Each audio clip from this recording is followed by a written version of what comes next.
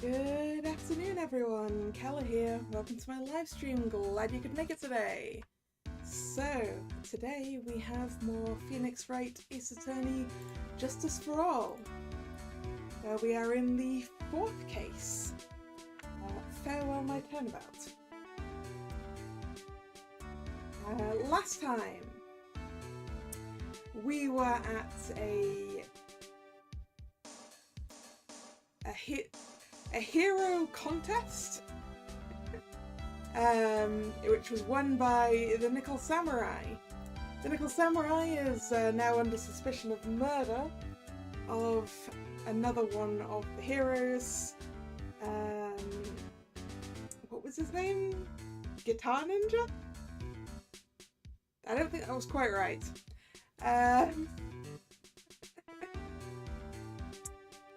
But anyway, we're investigating, and we have a whole bunch of Cyclops to deal with that I don't think we have enough evidence to deal with right now. Hello, Drag. How you doing? Right, what have we got? We have a picture of the Nickel Samurai. We have our press conference ticket. Ah yes, because apparently the Nickel Samurai was going to confess something after the post-ceremony stage show. Yeah, that's a good point, Drag. Also, Maya's been kidnapped and her kidnapper wants us to get a complete acquittal in one day. Which, that's not how this works.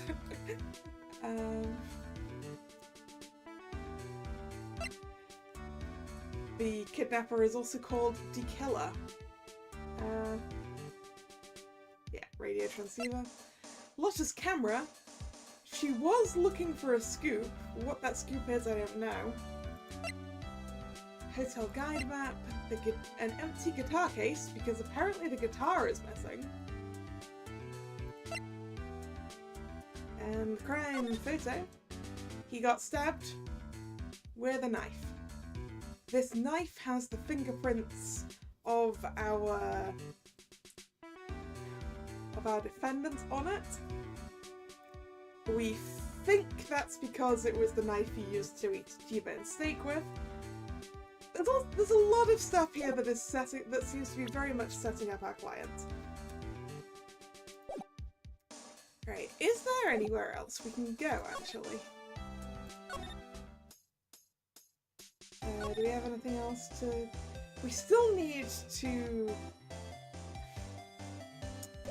Yeah, we still need to do a cyclops here.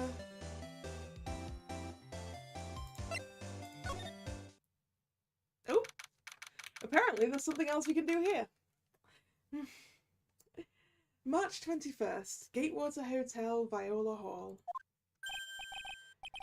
Oh, Mr. Wright! How are you? Mr. Powers, have you been here the entire time? Hello, Carl. How you doing? Yeah. People connected to the murder aren't allowed to go home, let alone leave. Well, what do you have to tell me? Jammin' Ninja. That's his name. That was it. You'd say this is the best case in the game? Interesting. We'll have to see, won't we? Well, I mean, given that it feels like we're going to get Edgeworth back, then yeah, probably. How did we get permission to leave?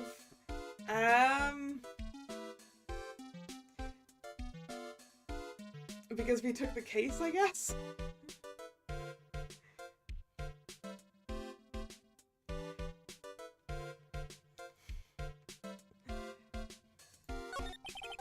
Can you tell me a little more about the Nickel Samurai TV show?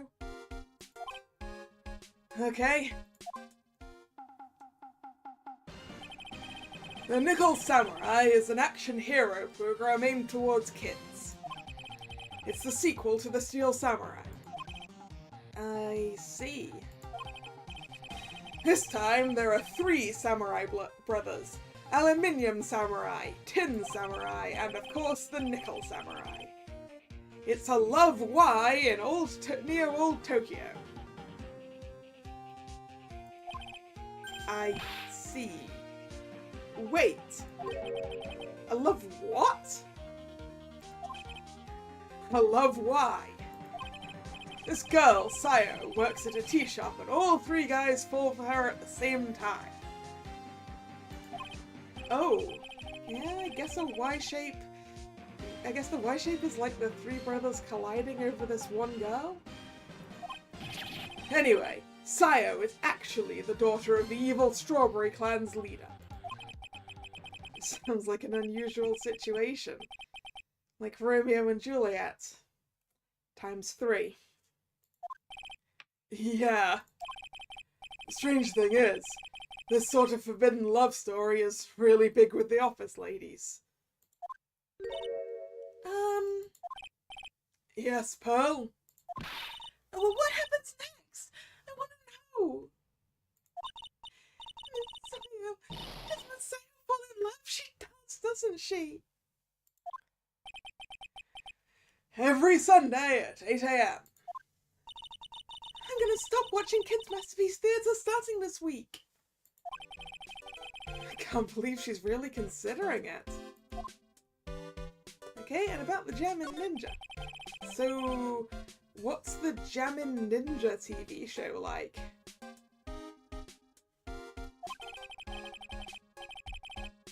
I guess nickel, aluminium, and tin aren't as strong as steel. Yeah, that's why they need 3 of them. To do the same job as the Steel Samurai, right?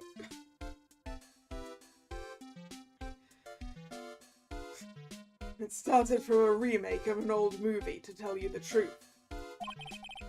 The Jammin' Ninja, like the samurai shows, is geared towards kids. It's the story of a ninja who can't scale a wall, but became a big pop star anyway. What? He was a really lousy ninja. Absolutely couldn't do any ninja things right at all. But boy, could he sing! With his trusty bright red guitar in hand, he took the ancient world by storm. A ninja with a bright red guitar. And then, the final fight in front of his beloved Princess Misola. Jammin' versus the Muromachi 5. Suddenly, our brave hero catches a not-so-jammin' cold the night before Battle 3. Shouldn't the Jammin' Ninja have a different BGM to the Nickel Samurai? Well, I mean, the BGM we're getting is Steel Samurai still, I think, because we're talking to Will Powers anyway.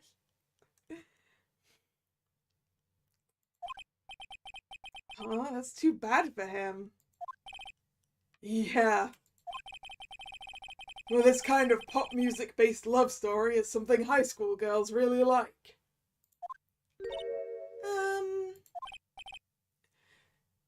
Yes, Pearl? Oh, what happens next? I want to know. Jammin, the Jammin Ninja, will he be able to sing? What about Princess Misola? Every Sunday at 8 a.m. Which show should I watch? I can't believe she's really considering it. You see, Pearl, this is where you need to record one of the programs while you're watching the other one. Which, is a difficult one to do, really.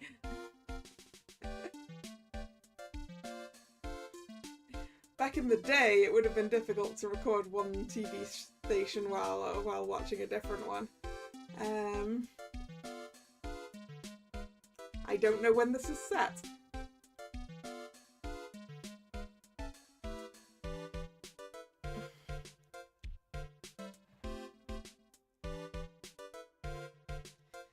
Alright, so we've been told things, but that you haven't given us anything of interest. Could I ask you about the press conference? I called this so suddenly that something about it just seems off, you know. You mean the press conference? Yeah, he said, there's something I'd like to confess if I win. I heard he faxed his request for a conference into the office only yesterday. Well, let's have a look, actually. When did this come out?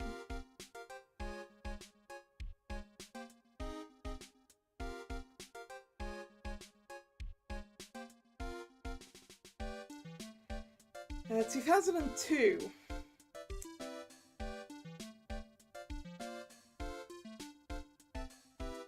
I have no idea whether you'd be able to record something while watching another channel. Then I don't remember.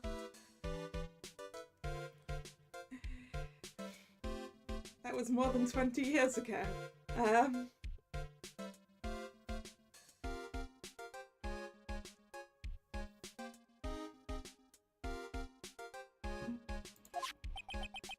Yesterday. Yeah, that is kind of sudden. But I guess his manager set everything up somehow, so he was lucky. Nice manager.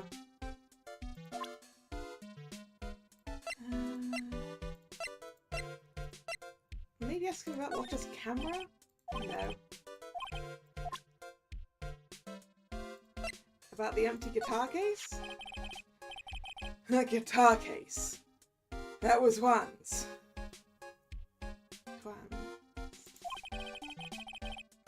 I'm guessing you've seen this case before. It's pretty famous by now. It stands out because it holds the bright red guitar. A bright red guitar.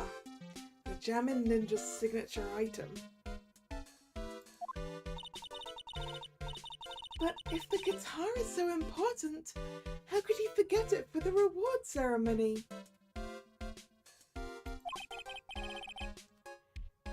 Does seem a little strange.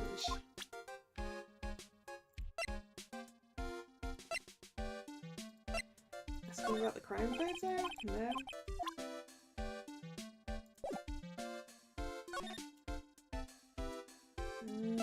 The lobby? I can go back to my lore officers. And I can go to the detention center. There we go. March 21st, detention center visitors room. The lawyer dude! So what did you find out? Well, I'm still in the middle of investigating. I see. But I've already told you everything I know, dude. Have you, though? Can you tell me about your activities last night? After I got the award, I took a break and went back to my room. I had that post-ceremony stage show to do. So I was in my nickel samurai costume. And you were alone the entire time. My manager was running around being busy, so yeah. Actually, speaking of that, now that we know that there are 3 brothers in the Nickel Samurai show, were the other actors here, or was it just the Nickel Samurai? Because of the press conference you were supposed to hold after the show? I told you, dude, I have no idea about any press conference, alright? Strange. I thought the Nickel Samurai was going to confess something. Anyway, when I was leaving my room, that's when I noticed it was kind of noisy. Mr. Corridor was already dead at that time? Yeah, that's what I gathered anyway from my manager. I'm beginning to gather that this guy can't do a thing on his own.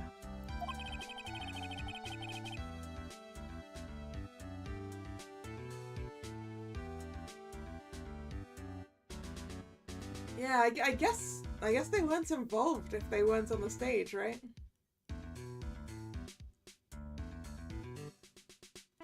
And that's when the detective in the green coat showed up. He searched me, and then out of the blue, the dude arrested me. What did he find on you that... I need to ask Gumshoe about that if I can. About you and the victim, Mr. Wankarda? What sort of... That's got nothing to do with anything, dude. Man, with that face of his, you can't even tell he's the same age as me. And he wanted to try and make a Jammin' Ninja movie, even though we all knew it would fail. The Nickel Samurai still won in the end, right? Yeah, I took the Grand Prix by storm. So why would I, the winner, have any reason to kill the guy anyway? Dude, you think it'd be the other way around, you know? I feel like we had this conversation already. Why is... I want to ask him... Yeah, I want to ask him about the guitar case.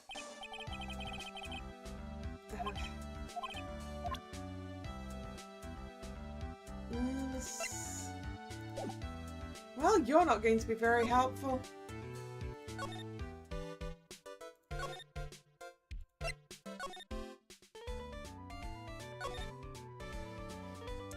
Yeah, we need to...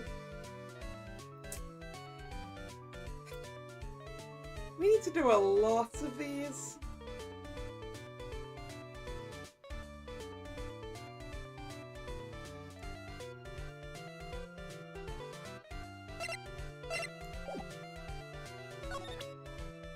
Can I ask her about the guitar case?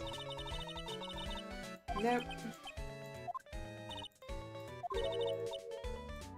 No, we don't want old bag's measurements. I'm definitely missing... Nope. Missing something.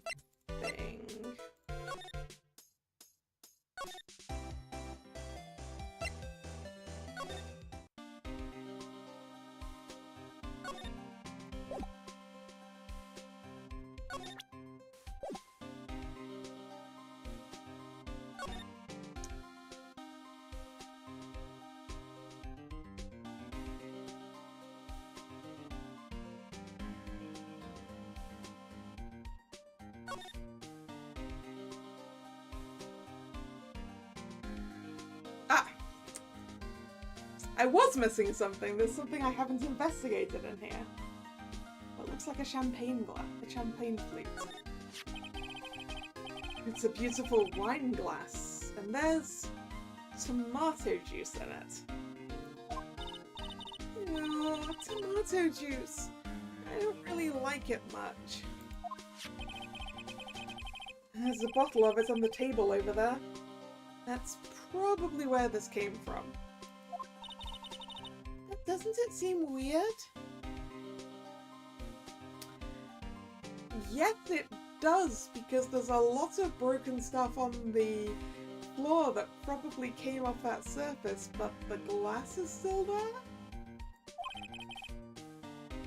What seems weird? I mean, everything else is scattered all over the floor. She's right. The flower vase was broken and the makeup is strewn everywhere.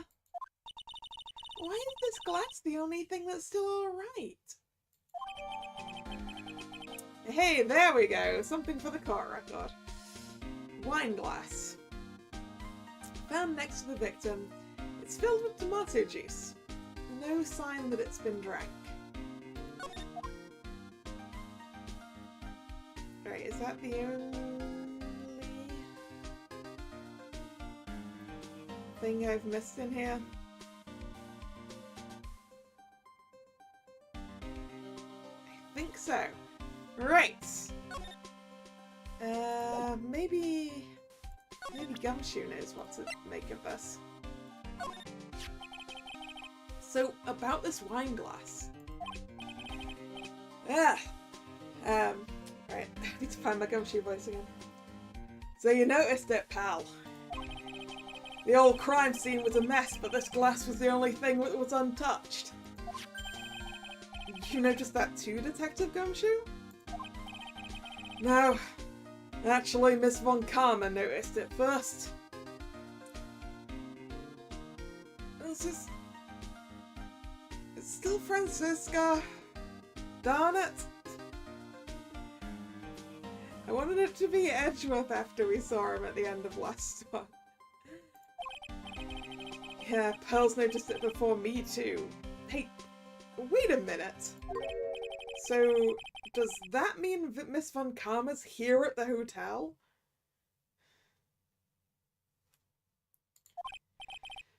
Yeah, she's around. Man, you're gonna be in so much trouble, pal.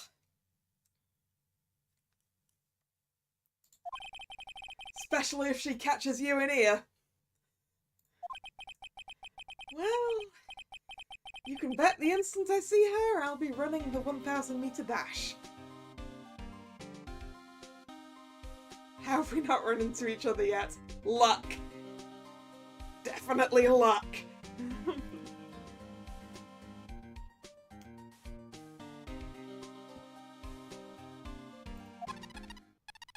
Oop.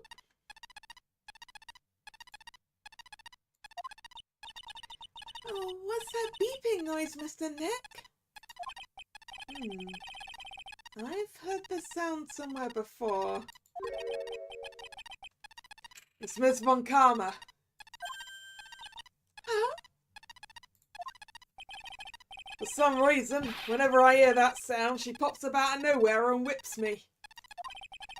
Come to think of it, that's exactly what happened the last time. Sorry, gotta make myself scarce.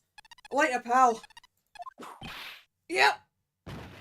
No, we didn't get away in time. At last you reveal your true nature, Mr. Phoenix Wright. Would it be too much to ask you to be nice to me for a change?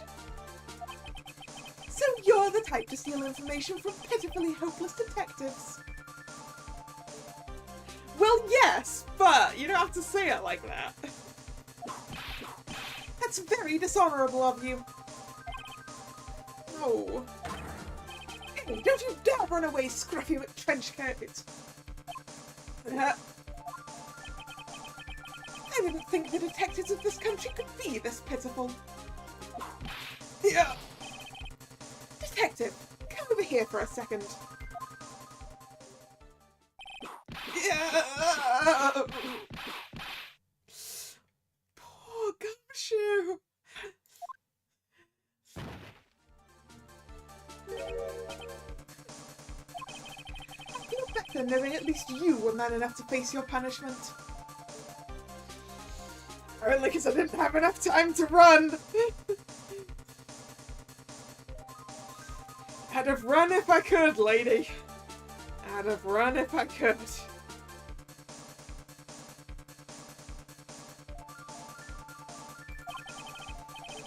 He was so scared he just froze up on the spot. Mr. Phoenix Wright. You have soiled my perfect prosecution record. I'll never forget that. This time, victory is mine. If you say so. Victory is yours? Is that all this means to you? What?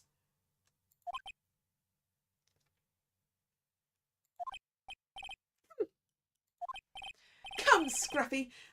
The investigation briefing is about to begin. Yes, sir. This isn't over yet. I swear on my family's honor. Oh, what did she throw at me now? What is this? That would be an autograph on Shikishi paper.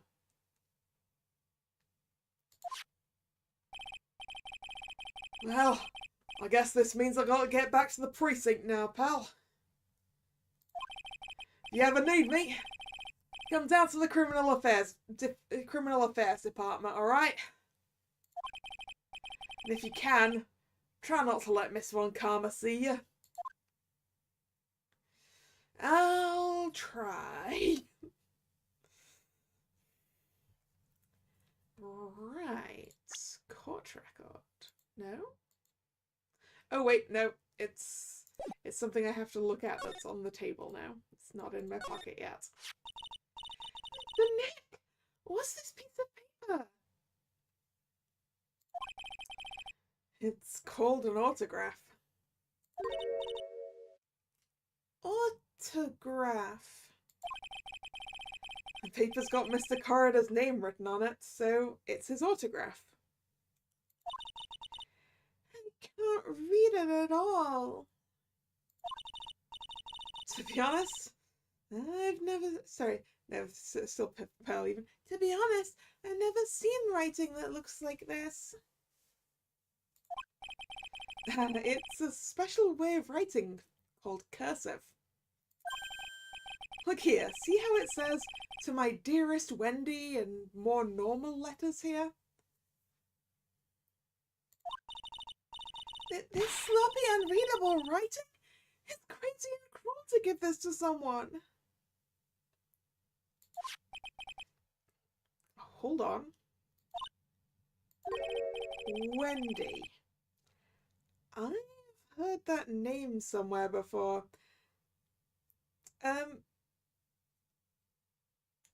What? What was Francisca doing with an autograph made out to Old Bag? Mr. Corridor's autograph added to the court record.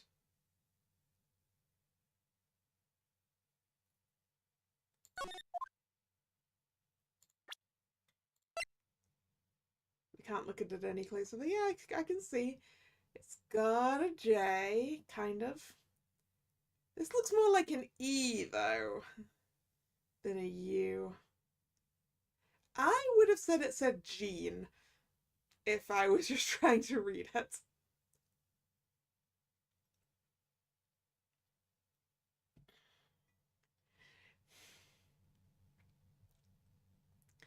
Or possibly Dean. It could have been a fancy D.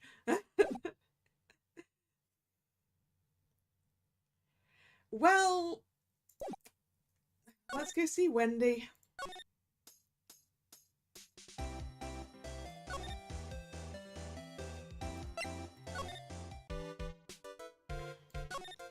She probably wants this back, and maybe she'll talk to us after we give it to her. I don't have anything to say to delinquents like you. Well, no, apparently she doesn't want it back.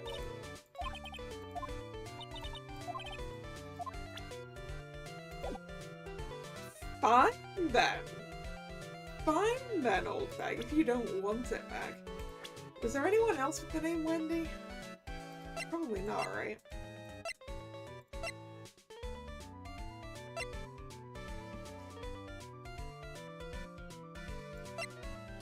Yeah, because her name's Adrian. Maybe it's part of the Cyclock? Probably.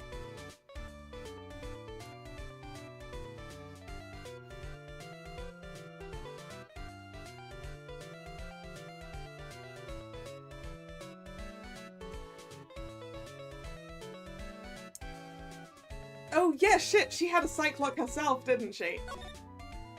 Yeah, that's... that's what I forgot, the fact that she has her own Cyclock.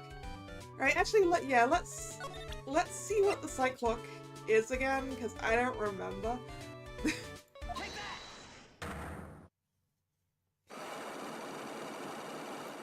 I don't remember if we checked.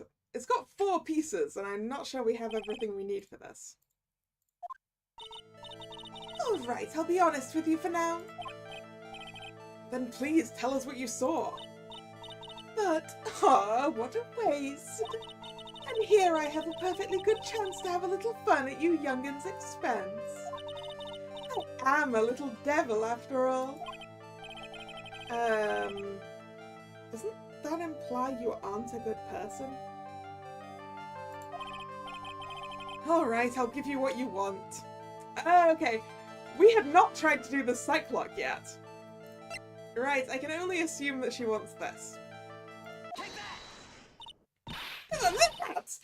That's Swan's autograph! Yes, it is. And it even says to my dearest Wendy on it. That's me, right? Right?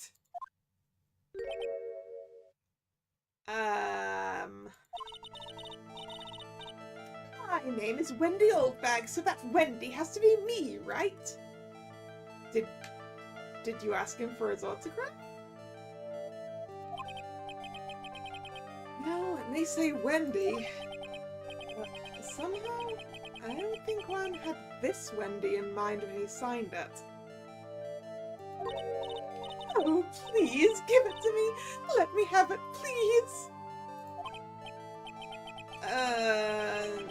I can't let you have it just like that. Yes, I know. Then how about an exchange? Wait, it broke 3 Cyclocks? I'm used to one thing breaking 1. She really wants this. Wow, she must really want this autograph. My offer isn't good enough for you. Fine, Mr. Wright, you win. Wendy Oldbag ready to open up her heart. All for my dearest Twan. Okay, it broke all of them.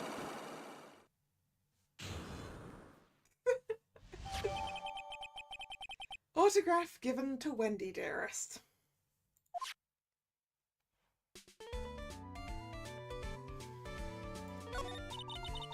I feel bad for you now. Huh? I tell you, I saw him that night. I saw him coming out of Juan's room. You're kidding. Oh. It was about 10 minutes before Juan's body was discovered. It was just a coincidence. I was on my way to the toilet, minding my own business. And? Did you tell that to the police? Well, of course. I thought I could get a gift certificate or 2 out of it, maybe more. I don't think the police do that. Gift certificate? I've been recruited again for that part of the trial. You know, the trial tomorrow. You're a witness. Got it. This time you're gonna get it. I'm gonna work hard to get your client pronounced guilty. But Mr. Ongard hasn't done anything bad. I don't care about details like that. I know he did my dear poor Juan in. I just do. That yellow-bellied chicken. A yellow-bellied chicken? I wonder what that would look like. I trust my senses. I know when someone did something bad and I say he did it. What did Mr. Ongard ever do to her to deserve this?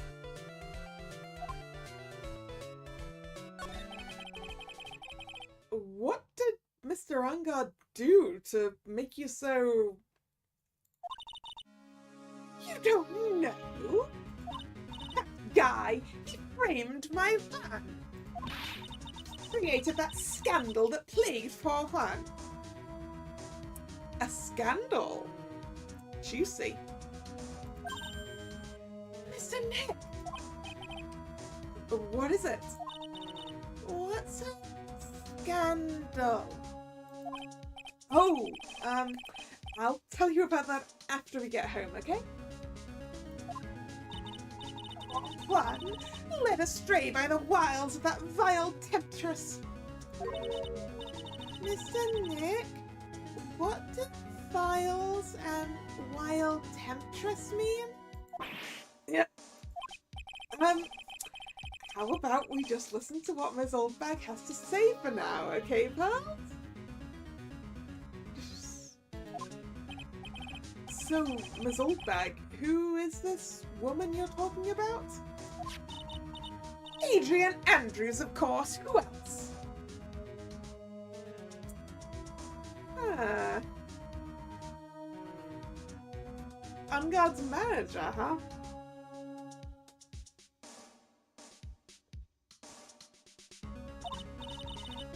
That guy, he shoved the girl onto one on purpose. His own manager, but why?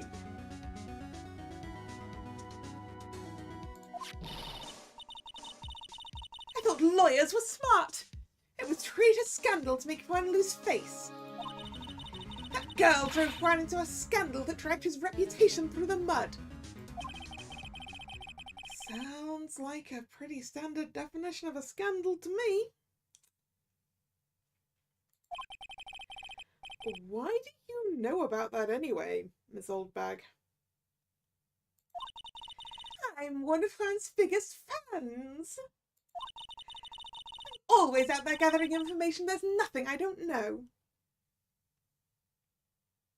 Nothing, huh? And do you have proof that Mr. Ungard did what you say he did? Next week's issue of a certain magazine says so. Of course. A tabloid. Next week? Doesn't that mean it's something people don't know about yet? Why would Miss Oldbag have information like that? Where did she get it?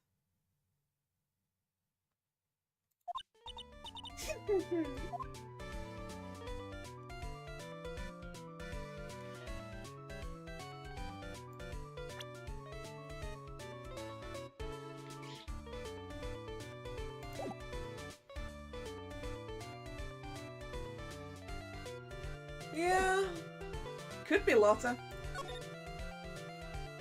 I feel like we possibly know what Lotta's scoop is now.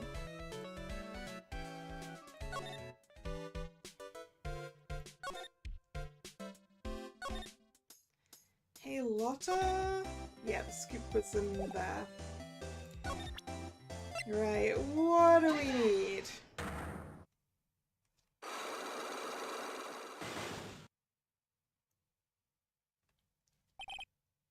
Big scoop. Lotta, will you please answer my questions? On the night of the murder, why were you loitering around the victim's room?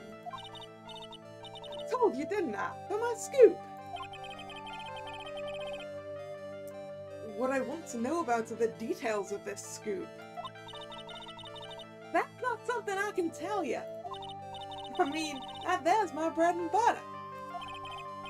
Alright then, an unpleasant tabloid photographer looking for a scoop.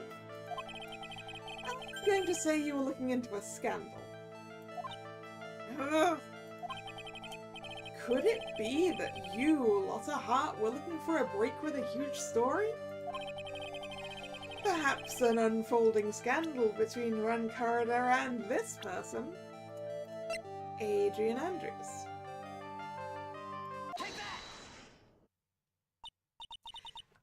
This woman? She's Adrian Andrews, Matt on Guard's manager.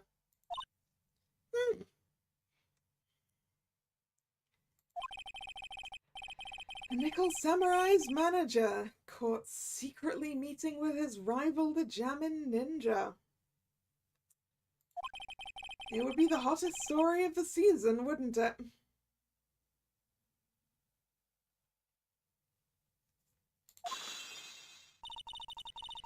You're pretty good at this guessing thing, Mr. Lawyer. Well, yeah, that's how we work.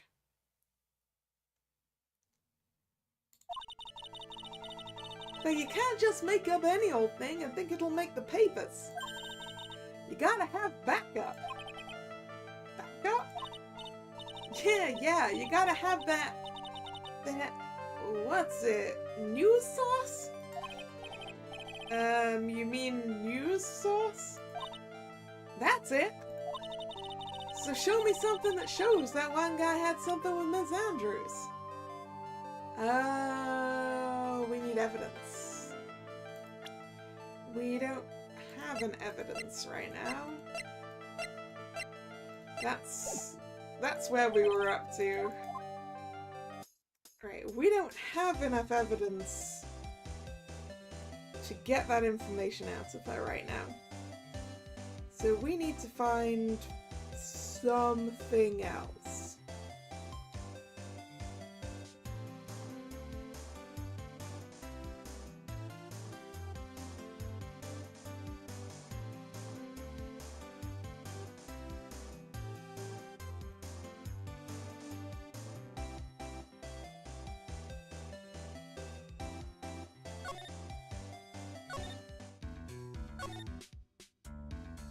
What do we need for hers?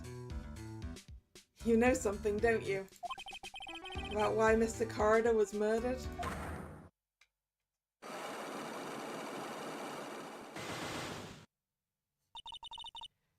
Why are you asking me? Don't tell me you can see inside my heart.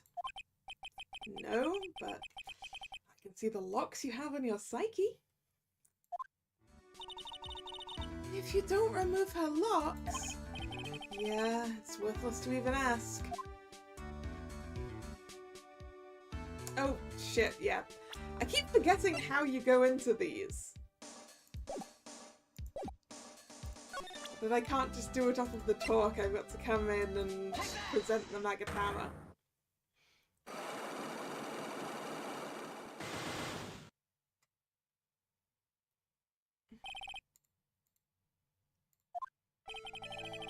Why was one Corridor murdered? If you ask me, I think you know the reason he was killed. Why are you hiding things? Don't you realize you're putting Mr. Ungard's life in danger by your actions? Why do you ask questions for which I have no answers? The truth is, I was not that close to Mr. Corridor. You were not that close? That's right, I've never been good at being intimate with another person. You're not good at being intimate with another person? Okay, so we need, whatever evidence we need for Lotta, we also need for this.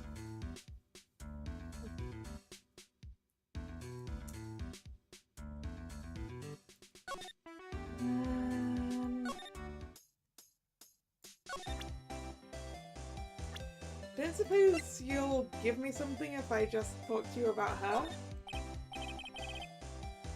Do you know anything? Yeah, no.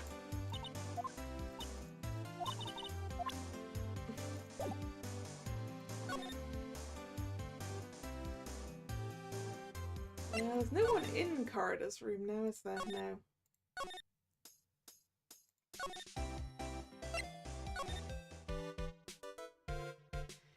Do you know something? Do you know something? You're in the same industry. Hey, that's Miss Andrews. She's Matt's manager. Actually, I was interested in her for a little bit. Just a little. So Mr. Powers likes this type of woman. What do you know about Miss Andrews? Well, see, here's the thing, I don't really know her, you know? There's sort of a small rumor going around about her right now. A rumor? If you're interested, I'll be glad to share what I know. He's so happy, he looks like a lion that's just found his next meal. Oh, does that mean you have something to talk to me about? You do? Would you mind telling me about this gossip? So you are interested in it. I figured you would be. Yeah? I have such a weakness for celebrity gossip too. Oh, really? You too, huh? Yeah, so take a look at this. Looks like a tabloid Ms. Oldbag would read. Alright, let's see here. Jammin' Midnight Rendezvous. To the mysterious yet beautiful manager to the stars, Miss AA. You see now, don't you? What? You can stop pretending to be in the dark, Mr. Wright. Van Corridor didn't have a manager of his own. Which means if we're talking about a certain manager with the initials AA, Adrian Andrews. Yeah, exactly. This is big news. But it seems kind of odd. Woman Miss Andrews together with the biggest rival of her client? Yeah, it's that wonderful thing that can only happen between two people. The Powers look so happy. Hills is just following along, not having any idea as to why he's smiling. Well, like the saying goes, one man's garbage is another man's treasure. Magazine clipping added to the court record. An article from the tabloid Gossipland.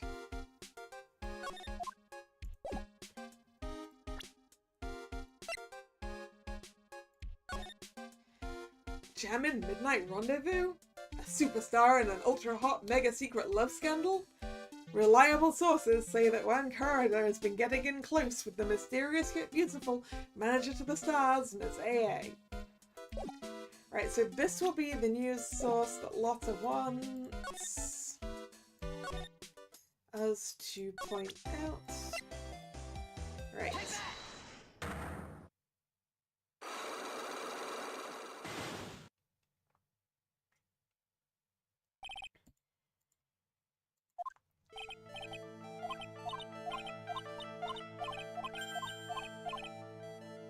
Between Juan Corridor and this person.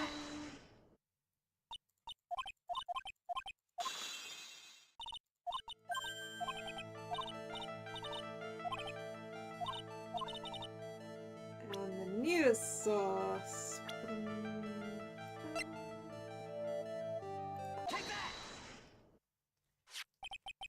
This is the article from a certain weekly tabloid. Jammin' Midnight Rendezvous. To the mysterious yet beautiful manager to the stars, Miss AA. Yeah! Mr. Corridor didn't have a manager of his own. What's more, his rival Mr. Ungard's manager, Adrian Andrews, she has the initials AA. You saw this article and then thought to take some pictures of them for proof. That's why you were lurking around Mr. Corridor's door last night. Ah!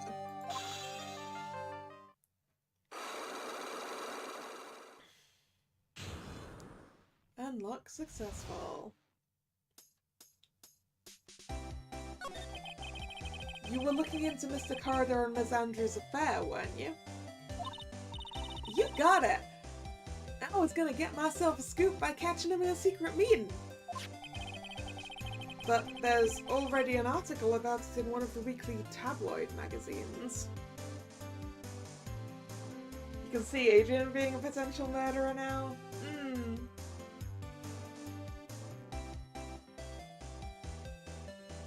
Yeah, I'm not sure about a motive, though. I feel like she's more likely to be the motive than the murderer, you know?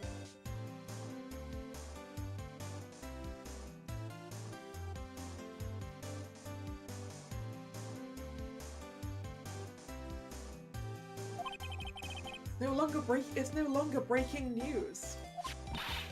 What'd you just say? Her initials are AA. What kind of vague thing is that? That ain't no proof of nothing. People are gonna want to see real proof. Well, at least I do. So that's what I was doing, getting photos. Oh. I'm gonna whip up the reader's interest with some gossip and a little misleading. And spice it up a little and have myself an exclusive story. Wow, what a journalistic integrity you got there. I already finished writing up my spicy article, you know. But the paper I wrote it on, my note to myself, it's gone. Your note to yourself? It was inside the case of my $1,600 camera. They done run off together.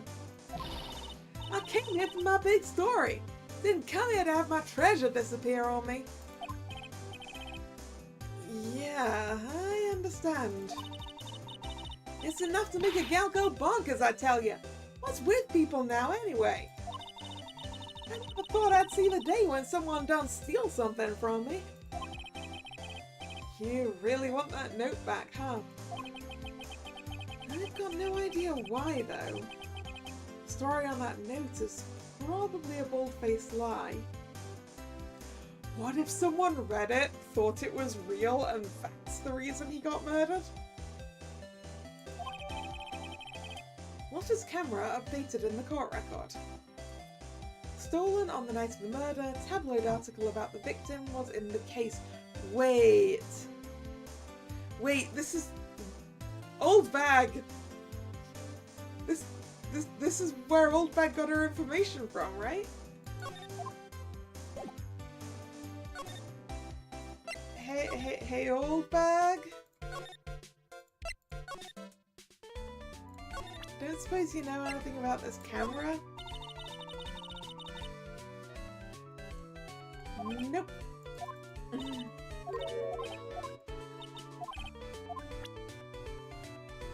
Oh well, it was worth a shot.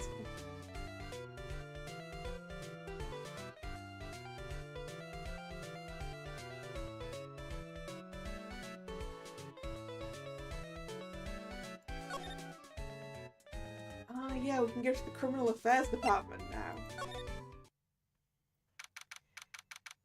Maybe Gumshoe will have something for us. March 21st, Police Station Criminal Affairs Department. Detective Gumshoe said they had an investigation briefing. Yeah. Oh, he's back. Hey, so you came, pal. Why the blunt greeting? Because there's nothing to be friendly or happy about. What do you mean by that? Well, things look perfect this time around. The evidence and testimony are airtight. But we can't just roll over and die. We have to stay positive.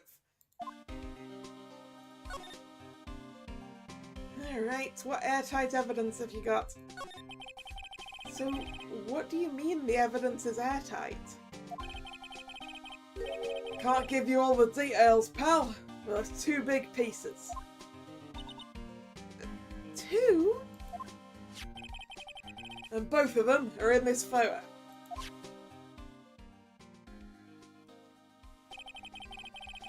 First is the button that's missing from the victim's chest. This one here. Oh yeah, because that's what Gumshoe found in On Guard's costume, right? That's the button you found during your body search of Mr. On Guard. Yep, found it in the folds of the Nickel Samurai's special pants. And the second one is? The knife in his chest, pal. Fingerprints on the knife on in his chest, to be exact. Fingerprints? Whose are they? You didn't even have to ask, little missy. It's obvious. They're Matt On Guard's. Tomorrow's trial. Talk about being stuck between a rock and a hard place. What about the testimony? So, what about this airtight testimony? It's that old security lady, Ms. Oldbag. I thought so. What do you mean, you thought so? Did she tell you something, pal? Well... And I even told her not to open that mouth of hers and blab to anyone. Her blab knob is stuck on 10 and there is no turning it down. Trust me. Yeah, well, Ms. Oldbag saw it all, pal. She saw Mr. On Guard come out of the victim's room around the estimated time of death. Hey! Interesting.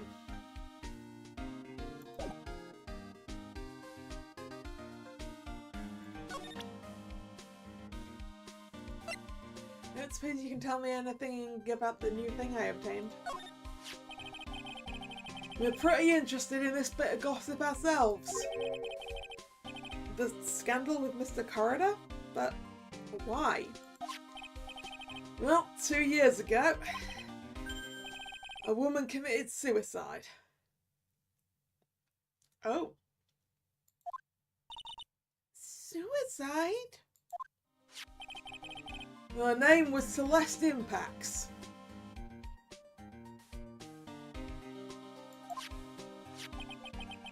And she was one Corridor's manager. Oh. The victim's manager? That's not all, pal. Ms. Impacts was Ms. Adrian Andrews' mentor. Okay. I can now definitely see Adrian being a potential murderer. And the motive. She taught Miss Andrews everything she knew about the business from square one. Her mentor? A woman who was both Mr. Corridor's manager and Miss Andrews' mentor. Could her suicide have something to do with this case? Do you want to know more about her, pal? Yes, I do. Is that in the talk? Yeah. She was the victim's manager and was also Miss Adrian Andrews' mentor. It's been 2 years since her suicide, and now those two are linked again by another death. Or maybe it's just a coincidence, but... Uh-oh. Getting sick of dealing with one foolish idiot after another. Ms. Von Karma. You can't seem to stop allying yourself with the enemy, can you? I don't need a traitor in my midst. You don't mean... I do, Scruffy. You have 30 minutes to get out of here. You are no longer needed. Goodbye. I don't... Surely you're not allowed to fire policemen, Miss Von Karma. Wait! Please wait, sir! If I don't get this month's pay, I'll... Quiet! If it weren't for traitors like you... who's this gonna be? Oh, is it gonna be Edgeworth? I would have won. Is that what you want to say? That voice! Edgeworth!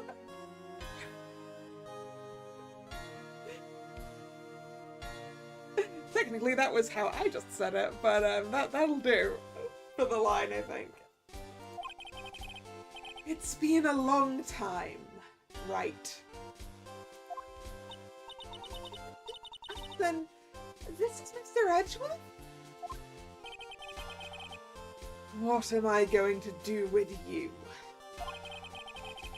Still blaming others when things go wrong. You haven't changed a bit, Francisca. You! How dare you show your face out to me without a shred of shame upon it? You soiled the Von Karma name, dragged it through the mud. You even ran away with your tail between your legs like the ill-bred dog you are. I mean, once again, Francisca, I would say that your father? Grandfather? Soiled his name perfectly well on his own, you know, by doing a murder.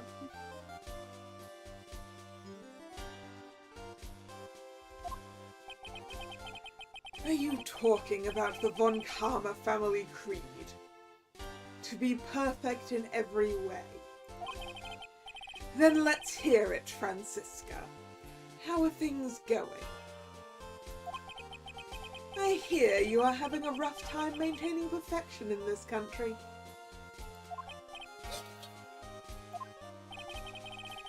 You seem to be getting crushed under the weight of it all. That's why I came back. Keep your assumptions to yourself. I haven't given in yet. I won't lose. You've already lost. More than once. This case is mine. I'll never hand it over to you. Never.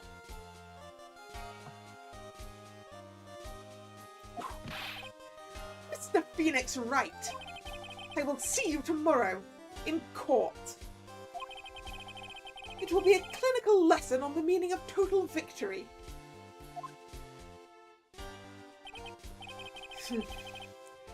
Still the same wild mare she always was.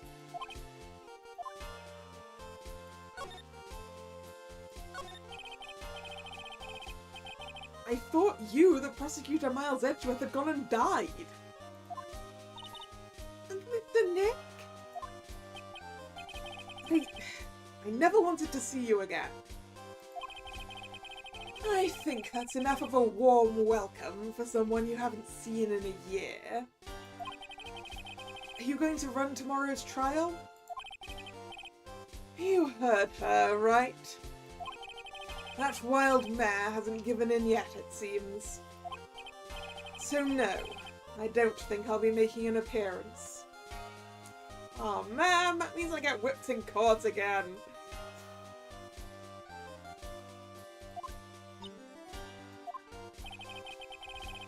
Your hatred for me is quite unhealthy.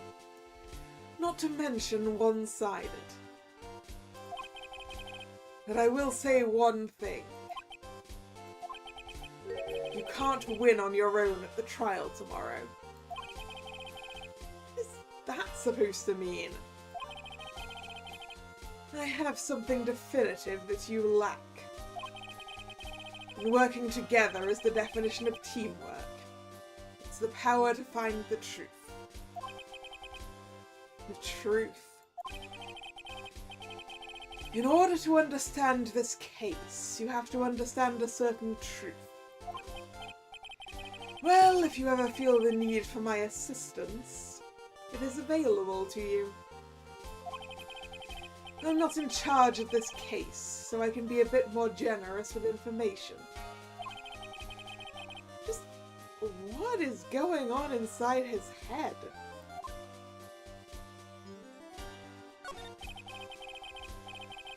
A lot of things may have happened. However, Manfred von Karma was still my mentor. And a perfect win record is proof of a von Karma. Does that mean there aren't any real von Karmas left then?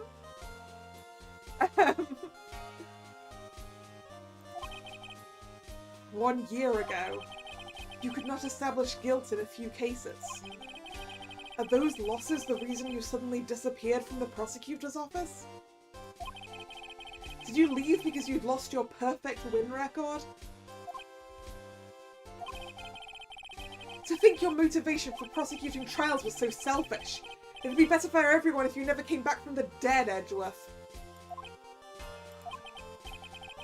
I see. Then let me ask you something. Why do you stand in the courtroom? What is your reason? To find the truth? To help people? Well, with Franziska, she almost always says, "I will defeat you this time," the instant she sees me. But courtroom is not a personal battlefield for prosecutors and lawyers. I stand in the courtroom to defend my clients, to save their lives. To save your client, you say? Those who think only of their own ego-driven goals. Those kind of prosecutors are reprehensible to me. Even if you're a prodigy. Or someone like you, Edgeworth. Why are we getting so mad at Edgeworth? He's been kind of on our side in court before.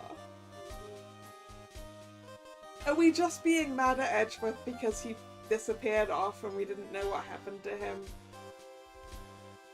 Are we just taking it out on him?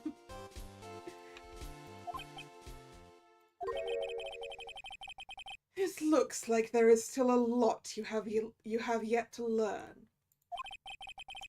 A lot I have yet to learn? Me? Well, that's enough for now. The time when you will see is coming soon enough.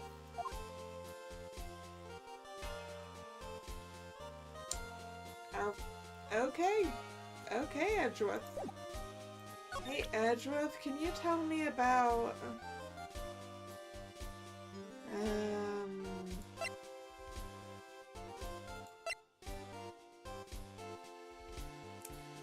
I'm not sure Edgeworth's gonna know much about any of these things.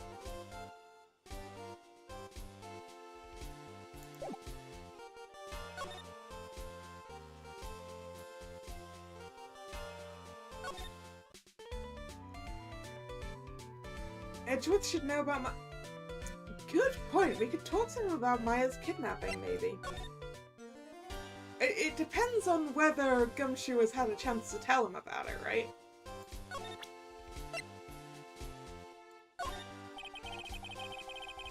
I have no interest in talking about useless evidence.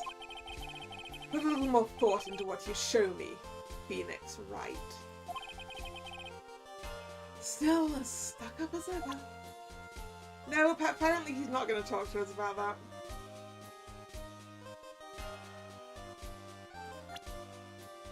Will he talk to us about Maya? We are looking into leads, but we can only look into a few key players with our limited resources. There's no reason for us to waste our energy investigating this person.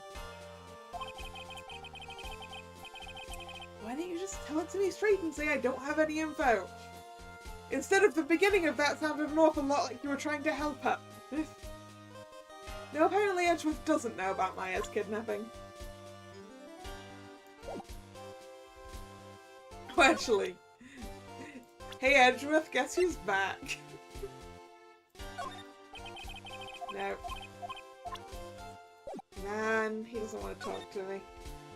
Right, let's see if we have what we need to break Adrian's cycles.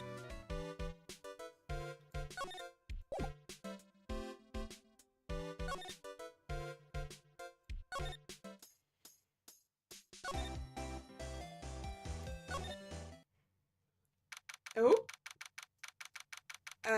Is she gone? March 21st, Gatewater Hotel, on guard's hotel room. Looks like Miss Andrews isn't here. It's not good. I still have a few questions I want to ask her. And she has that psych look on her heart, right?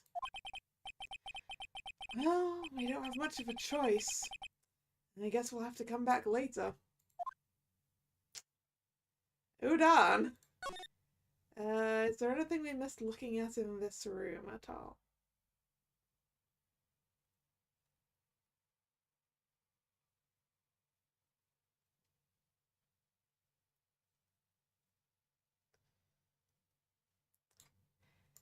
Doesn't look like it. Well, if she's not here, where could she be? I don't suppose she's in the crime scene. Nope.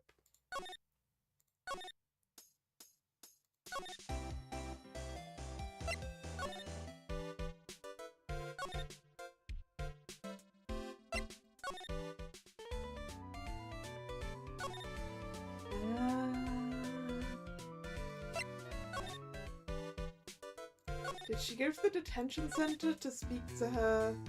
No? Ooh, maybe we can ask him about the article. What do you think about this article? If you're talking about her thing with Juan, I always thought she was a bit careless in the way she handled it. And that's it? That's it.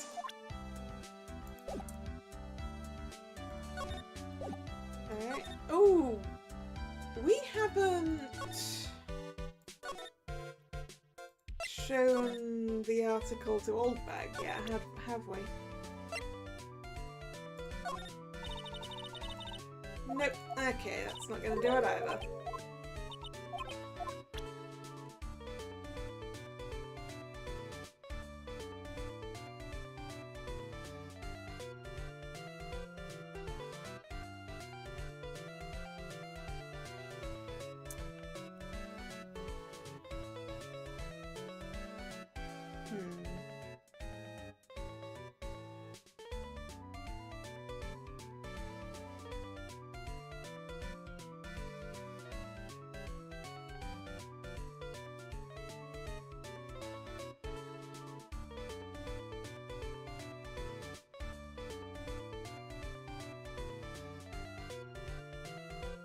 Ah, right. I consulted with the guide. There was something we needed to show to Edgeworth. Edgeworth, what do you know about Celeste impacts?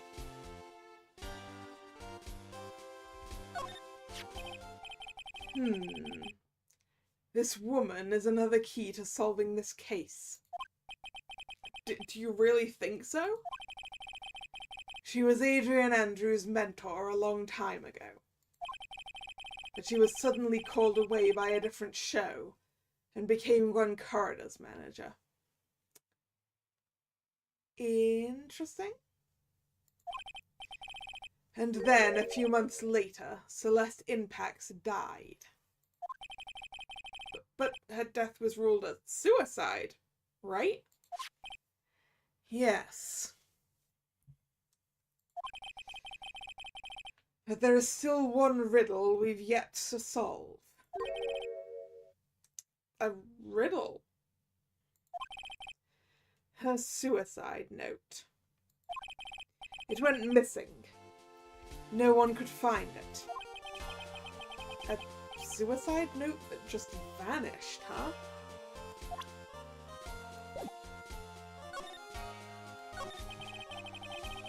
Miss Impax's death was most certainly a suicide. Of that there is no mistake. However, we could not find her suicide note. That's when the police began to suspect that someone had hidden it. So, wait, how did you know there was a suicide note in the first place, Edgeworth? Like, does everyone who commits suicide leave a note?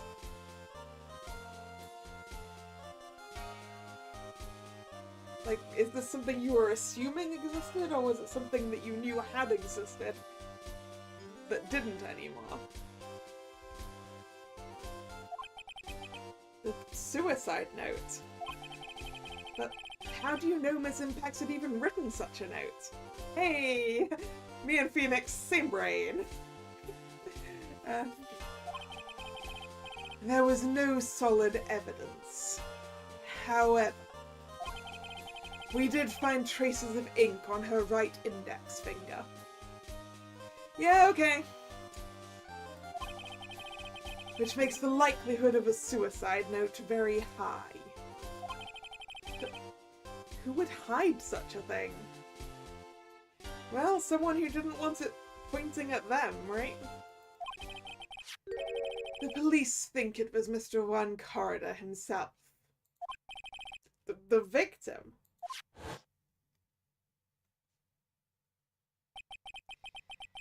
He was the one who found her body, which makes him the only person who had a chance to hide her suicide note.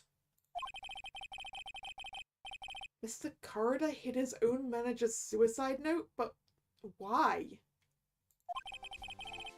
As long as her note is missing, any speculation beyond this is meaningless.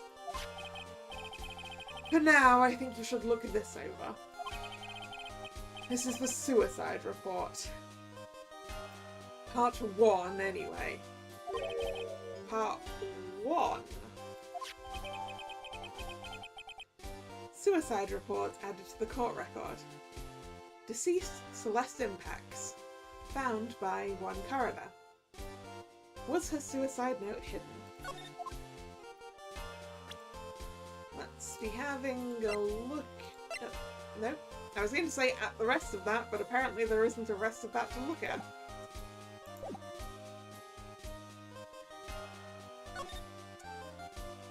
Well, maybe Andrews will have reappeared.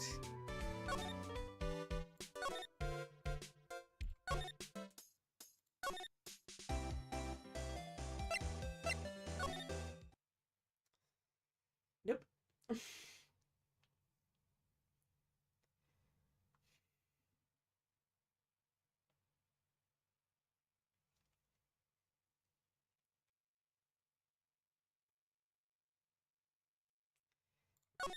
No, apparently we were still supposed to be talking to Edgeworth.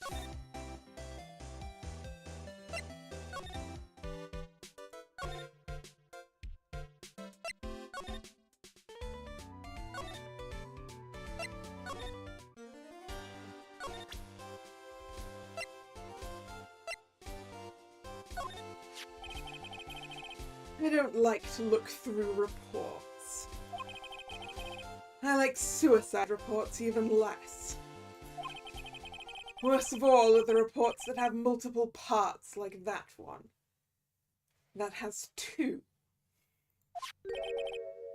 Edgeworth, do you just not like reading?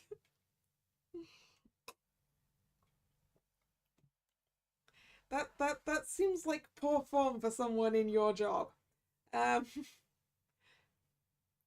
2 parts. What you just handed me is the first part of the report. Here is the second part. The second part of the report is about an attempted suicide. The attempter's name is Adrian Andrews. Andrews? What did she do? She tried to kill herself? She doesn't seem like the kind of person to try to kill herself, though. You think she's a strong career woman. That's just what she wants you to think. Adrian Andrews. She has a certain secret she's always trying to hide. A secret? Her dependent nature. That's what she's really like on the inside. Miss Andrews? Dependent? Talk about the exact opposite of what that woman is. Oh, wait. Up the top here. Dependent nature. What's this about Miss Andrews having a dependent nature? Adrian Andrews attempted suicide. It was a few days after the death of Celeste Impacts. And why did Adrian Andrews think about committing suicide? Because she had apparently lost her will to live. Lost her will? But why would she? Her pillar of strength, her mentor Celeste Impacts, was gone forever. That's why. Why would that... Is that what they call following someone to the grave? Yeah, I guess so, pal. After her attempted suicide, Adrian Andrews started attending counselling sessions. She is someone who needs a person in whom she can trust absolutely. And once she finds that person, she'll do anything she can to keep them near. Without such an anchor in her life, her crippling anxiety stifles her ability to live.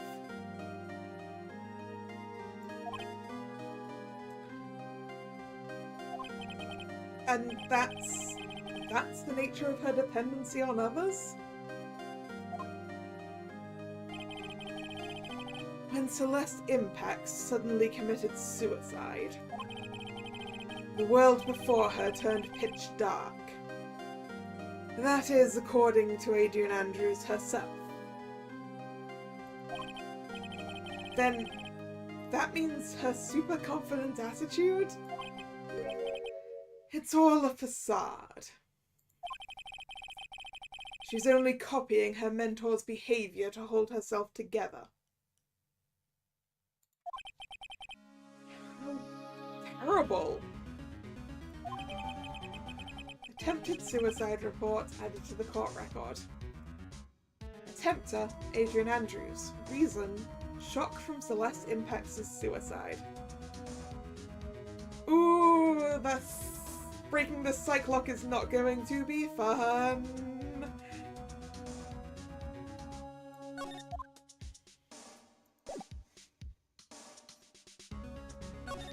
Is she back now? So I've got to talk to her about some things that she is definitely not going to want to talk about.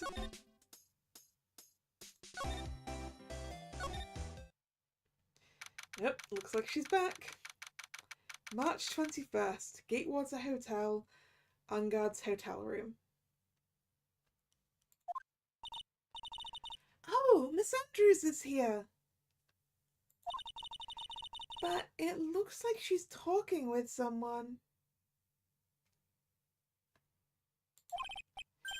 That's Franziska von Karma. Miss von Karma?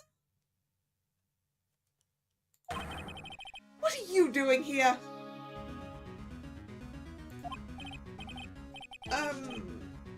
Well, you see, I'm his lawyer, so...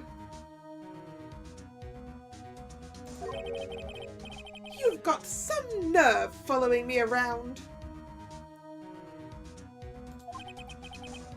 Following you? Miss von Karma, you're the one doing the following. girls. You're always following after that Mr. Detective with the little beard. Me? Following after Scruffy? Don't make me laugh. Let me show you something interesting, little girl. Oh, is that why? That's the thing that makes the noise. Wait, have you...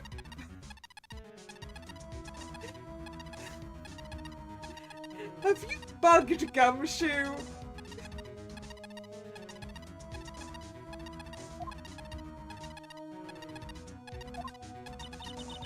What is that? An electromagnetic receiver. I planted a tracking device on that detective. And with this, I know that fool's every move. So, that noise we heard was this receiver? I feel really sorry for poor Detective Gumshoe now. Now then, let's stop wasting time. Adrian Andrews! Yes? Think hard about what we just discussed. Understood? All right. What were those two talking about? Yeah, right. She is following Gumshoe. She just showed us proof that she's following Gumshoe.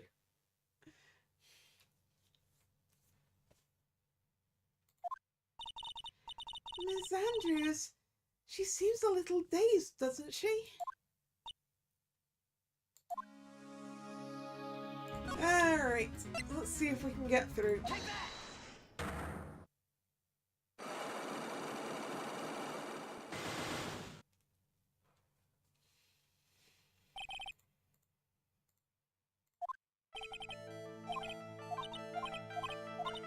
Read this far. You've never been good. You're not good at being intimate with another person. So is that going to be the magazine clipping? Or is it going to be her attempted suicide report? Not actually sure. It's probably the magazine clipping.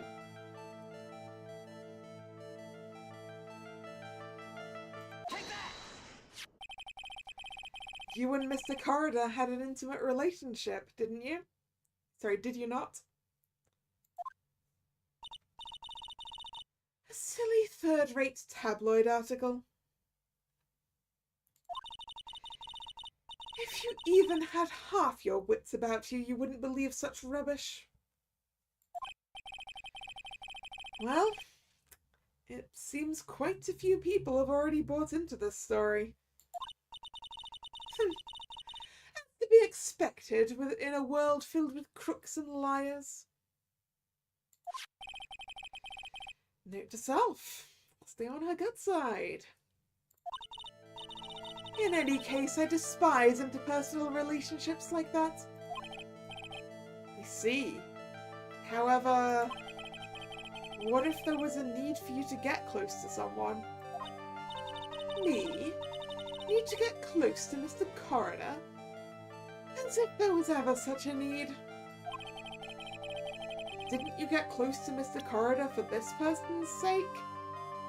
Okay, this person is going to be the deceased. Celeste Impacts, your mentor. How do you know about Celeste? Oh, that's one down. Miss Impacts. She committed suicide, didn't she? But it looks like no one knows why. Right before her death, she was one Corridor's manager. So I believe you got close to Mr. Corridor so you could find out more about her suicide. You have a great imagination. You may have future yet as a slimy muckraker for a putrid third-rate tabloid.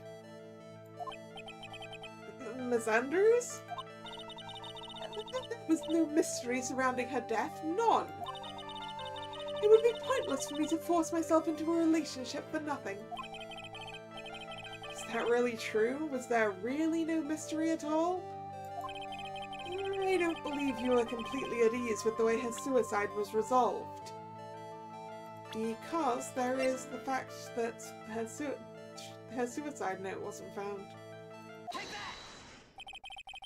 Ms. Impax's suicide note was never found, was it? It looks like the police were under the suspicion that someone had hidden it. Like maybe that person who discovered her body, Mr. Corridor. What? And Miss Andrews, I believe you thought the same thing. That's why you became intimate with Mr. Corridor. Lie quietly and listen to your insulting ramblings long enough. It's true that Celeste was my mentor. However, allow me to say this again. It had nothing to do with me. I didn't even know that her suicide note was ever found. I'm the person who doesn't care about what goes on in the lives of others. That's the impression you like to give. However, I don't think that's who you really are. What? I have evidence that says otherwise. This is proof that Celeste Impax was someone very special to you. Miss Andrews, you nearly went through with it too, didn't you? Through with what? Ending your life. Miss Andrews, you look and act like a very strong woman who has it all together. You don't ask for anyone's help, relying only on yourself. Yes, I've been very independent since I can remember. However, that is all just a lie, a facade. You've always searched out people on whom you can depend on. That's... You were dependent on Ms. Impax, weren't you? Which is why, when she passed away, you lost everything you had. Stop! When Celeste passed away so suddenly like that, I died a death of my own, but no matter how hard I tried, I couldn't stop thinking of what had become of her note. You must have heard about the police report. The one that said the police suspected Mr. Corridor of hiding Mr. Impax. No, the one that said the police suspected Mr. Corridor of hiding Ms. Impax's note. You heard about it and thought to recover it from him by getting close. Am I right? If that's the case, then everything changes. What do you mean? What topic did we start this conversation on again? Yeah, that was motive. Which is something you seem to have quite a bit of, Ms. Andrews. It was, why was the victim killed? Exactly. Somehow, Ms. Andrews, it seems that you've become the one with a reason to want Mr. Corridor dead. Me? Ms. Impax was everything to you. And then she died. And you would do anything to find out why she was killed herself. So, no, sorry, as to why she killed herself. Yes, she wasn't killed, she... Even commit murder. Murder?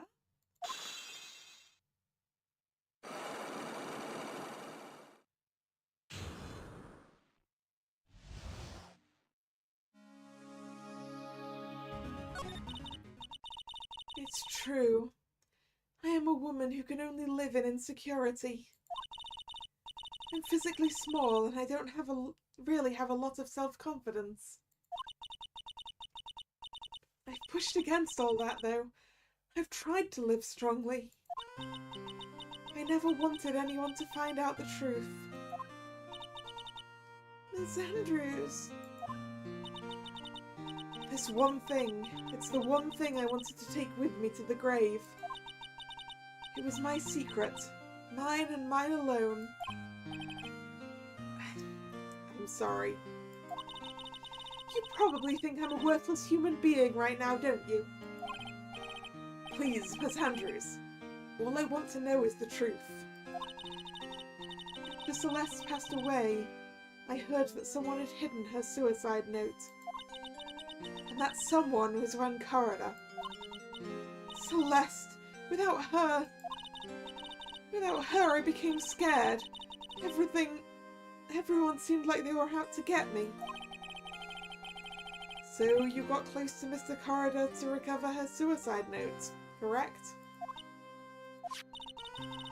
Looks like that tabloid reported the truth after all. Ironic, isn't it? Well, like they say, where there's smoke there's fire. And if they purposefully add fuel to the fire, they keep the celebrity world burning.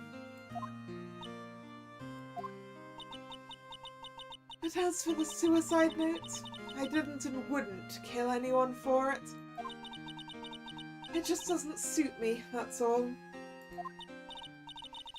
Well, that's enough for now. I still have work to do, so... I understand.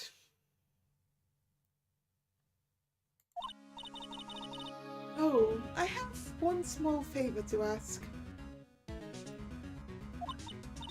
My attempted suicide. I'd like for you to keep it a secret.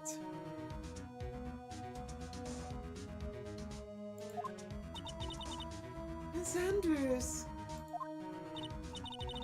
If people found out about my weakness, I would sooner choose to die than live. Oh, all right. I understand. We'll keep it a secret.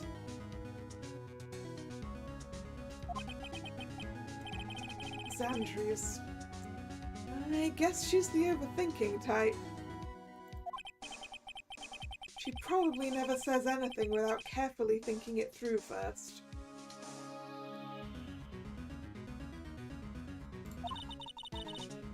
Thank you for your discretion. Mr. Nick, can I ask you something? What about the court case tomorrow? We might have to expose it then. Hopefully not. Hopefully she'll just work with us without us having to do it. What is it? Miss Andrews has been playing with that card in her hand since a little while back. That card? Yeah, I guess she has. It's got some kind of seashell on it, right? Miss Andrews, what is that card you're holding? Hmm? Oh, this? I don't quite know. It just suddenly appeared in my handbag.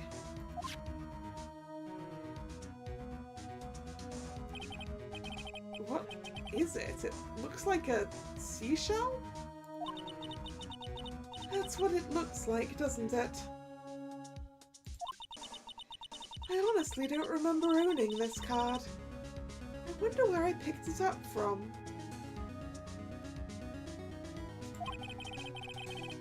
Her not remembering something clearly? Sounds like it would be a rare occurrence. Well, I must be off. I'll leave Mr. On Guard in your capable hands. I don't like the large quotation marks around capable, lady.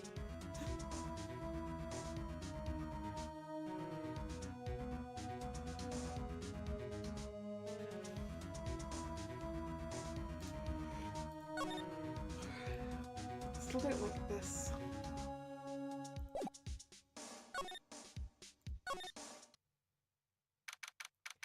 March 21st, Gatewater Hotel, hallway. Well, I think we've gathered just about all we can. What about Mystic Maya? Is she alright?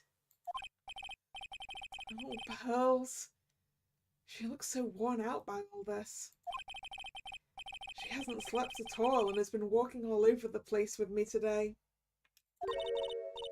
What's wrong, Mr. Nick? Let's go back to the office for a little while.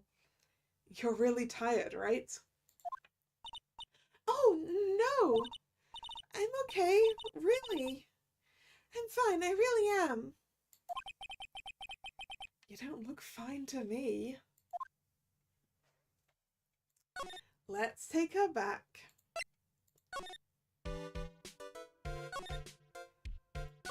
Nope, nope. Wrong, nope.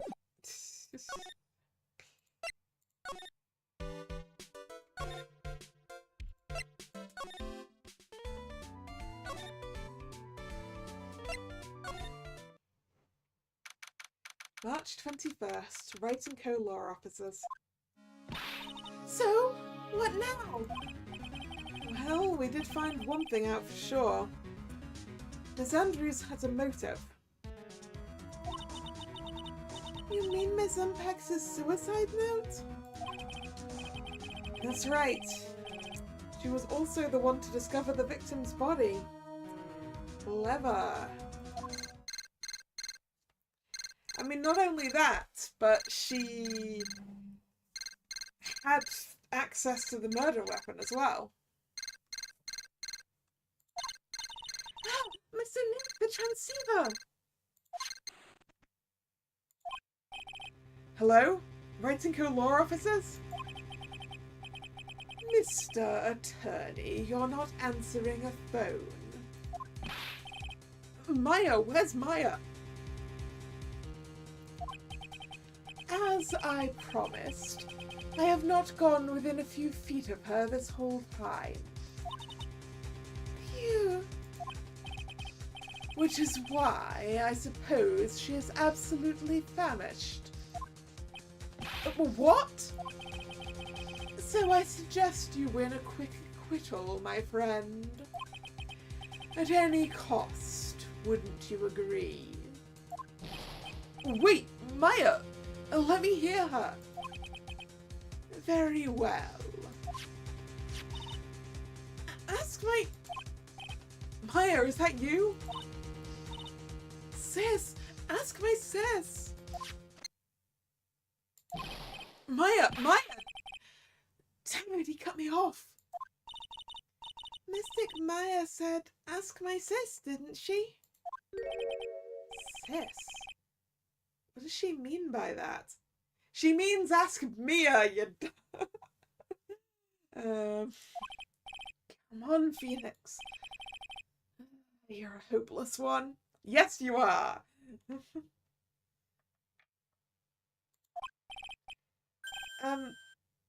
Sorry. Mia! I have a message from Maya. So come, ask me anything you want about her.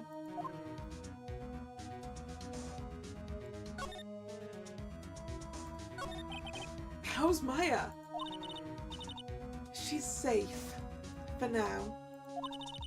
That kidnapper is one to keep his word, it seems. I'm glad to hear she's safe, but... Mia, how did you know? As soon as she was locked up, Maya called for me. I read the note she left. Then I gathered as much information about her surroundings as I could. I didn't know you could use spirit channeling like that. Pretty smart of her.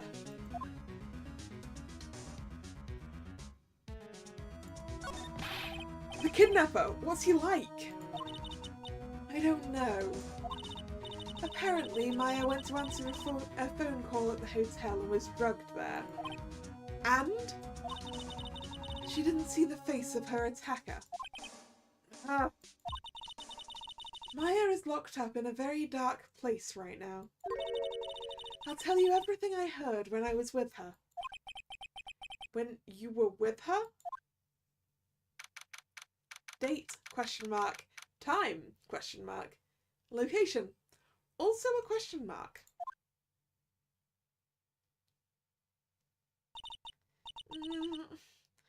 I'm starving. I could really go for some apple pie. I mean, it's a time like this, sweets are the only way to go. I have to stay positive. He promised he wasn't going to kill me. I'm not going to die. Sis, I wonder if you're with Nick right now. Ooh, examine. What's this? It feels like there are a lot of glass bottles here. And these, they feel like barrels. I'll pass. Too bad I'm really hungry and not really thirsty.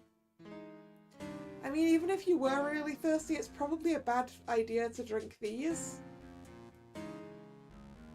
Because doesn't alcohol dehydrate you?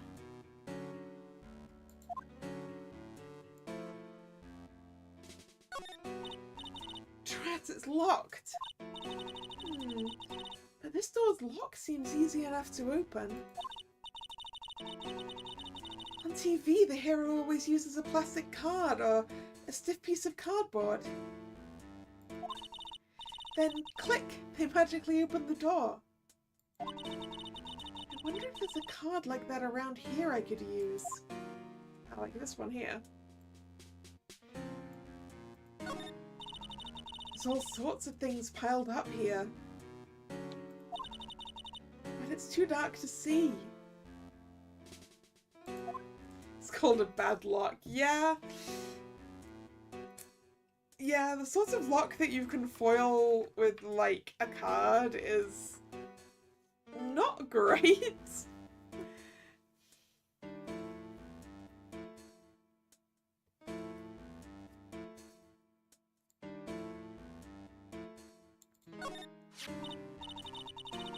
You know, I probably could have guessed that the card had a seashell on it. Huh? Someone dropped a card here. It kind of looks like a business card, but there's no name on it.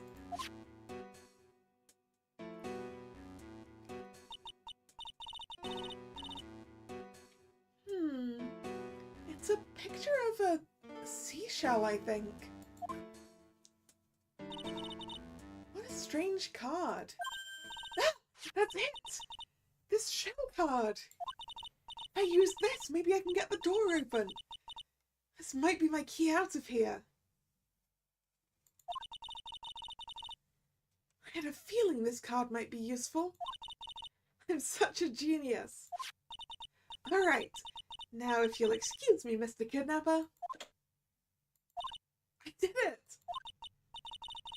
Okay, now I'm getting the heck out of here. I mean, I suppose with those...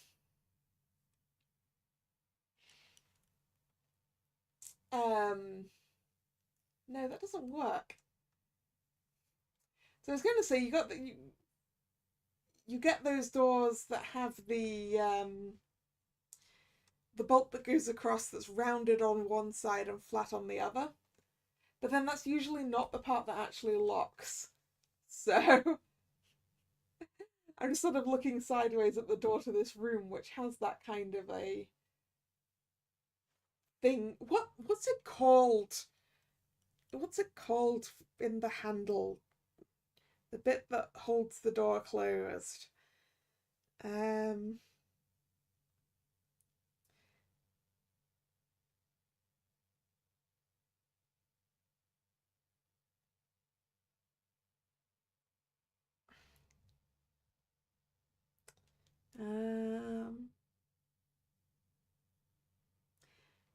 Latch, by the looks of it.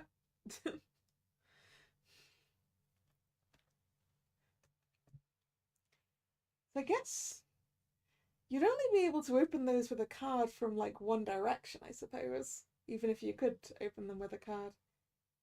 Because you'd have to be on the rounded side rather than the flat side. But also, as I said, they're not usually the bits that are locking. The locking bolts are usually, like, flat on both sides, right? Unless it's one of those ones that locks automatically. I don't know.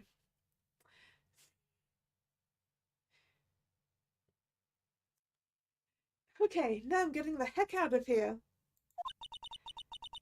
I shouldn't keep Nick waiting or worried.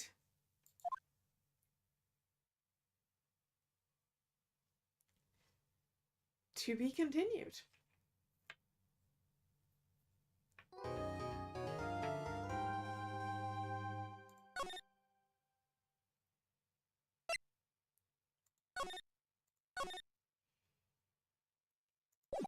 To the trial. So Maya may or may not be locked up right now. Yeah, maybe she will run in during the middle of courts. That'll be very useful, honestly. March 22nd, 9:47 a.m. District Court, Defendant Lobby number 3. Adrian did it? That's what it looks like. Dude, no way! That woman couldn't do anything like that. In court today, there will be a mountain of evidence that will implicate you. A mountain of evidence? I'm certain there's someone out there trying very hard to pin this whole thing on you.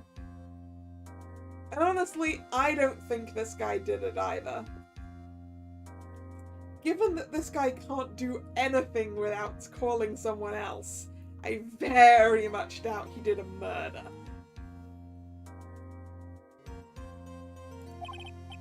But please, Mr. Lawyer, dude, like I said yesterday. I'm refreshing like a spring breeze, alright? I can't let any sort of scandal ruin that. Well, I'm sorry. I think the scandal's probably already happened. I understand. Who's this gonna be? Pearl channeling Mia? Well, it's almost time. It is Pearl channeling Mia! Mia! We must get a complete acquittal today. I know. But I can't focus on Maya's situation right now. Or Pearl's either. No matter what, I have to focus on winning this case by the end of the day. Indeed. Well, let's get going. You know, if Maya has managed to free herself, then at least we won't have to do all of this in one day, right?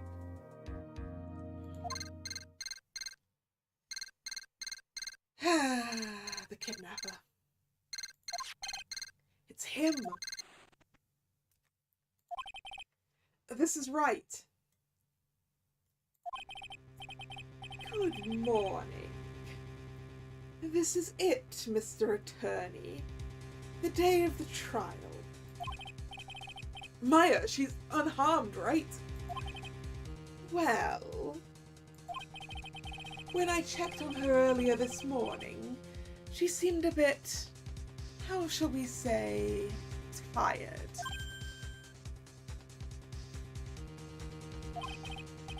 Don't worry. People don't die that easily. Besides, what you really should be concentrating on is winning today's trial.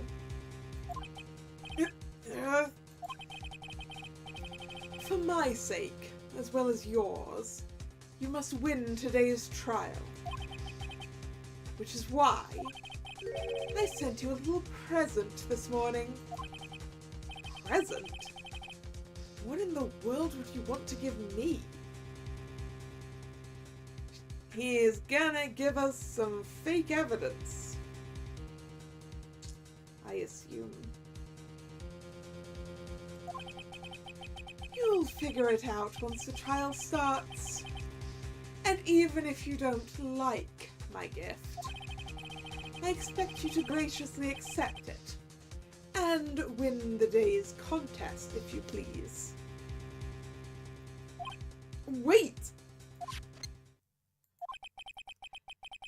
The kidnapper sent me a present? Mr. Lawyer Dude? Who was that?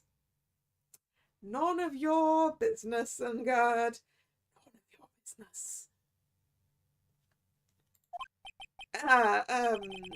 No one? It has nothing to do with you, so forget you heard anything. Dude, did your nose just get longer? I'm not Pinocchio. I'm a real boy.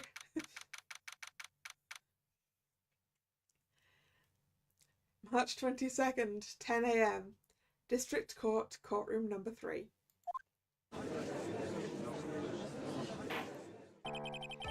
Court is now in session for the trial of Matt Engard. Are the prosecution and defense ready? The defense is ready, Your Honor. The prosecution is not here. I say, Mr. Wright, what's happened to Miss Von Karma? I don't know, Your Honor. Why are you getting mad at me? Your Honor, please be quiet, bailiff. Court is in session. If you must tell me something, please keep it brief. Now then, what is it?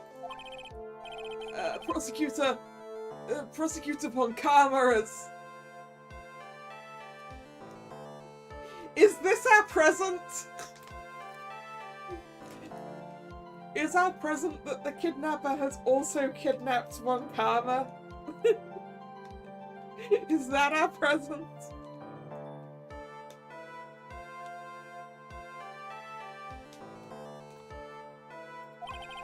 This morning, Miss Von Karma was shot by an unknown gunman. Okay, not kidnapped Von Karma. Shot her. Yeah, I don't like this gift.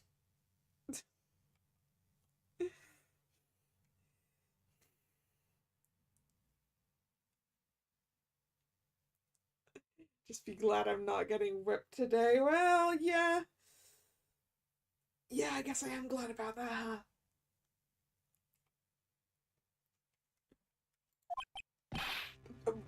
What? Shot? Somehow, I think this is the present that man was talking about. His present? Miss Von Karma is one of the top prosecutors in the country at the moment. If she were to disappear, it would be to your advantage. This is totally insane. Miss Von Karma, is she alright? I don't have that answer. This'll be Edgeworth, I assume. She's alive and in stable condition. That's good. Phew. I thought he'd show up. Your Honor, due to the circumstances, Miss Franziska Von Karma cannot appear in court today. I, Miles Edgeworth, will be taking her place. The prosecution is ready, naturally. I don't think you are ready, Edgeworth? You know why I don't think you're ready, Edgeworth? You're not stood in the right place. That's the witness stand. Please get in your box. There we go. Now you're ready.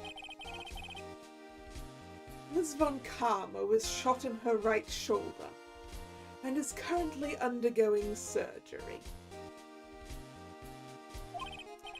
Luckily, I have looked this case over and am familiar with the details. The prosecution seeks to prove the guilt of Mr. Matt Ongard. The court acknowledges the prosecution. Right shoulder just like her father. Ooh. Yeah. Yeah.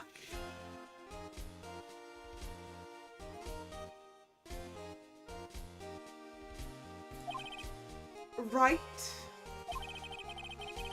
I finally found the answer I was struggling for on my long journey this past year. By the time this case comes to an end, you too will know the answer. Now then, the prosecution would like to call its first witness. Is it Gumshoe? It's usually Gumshoe. Please bring Detective Gumshoe to the witness stand.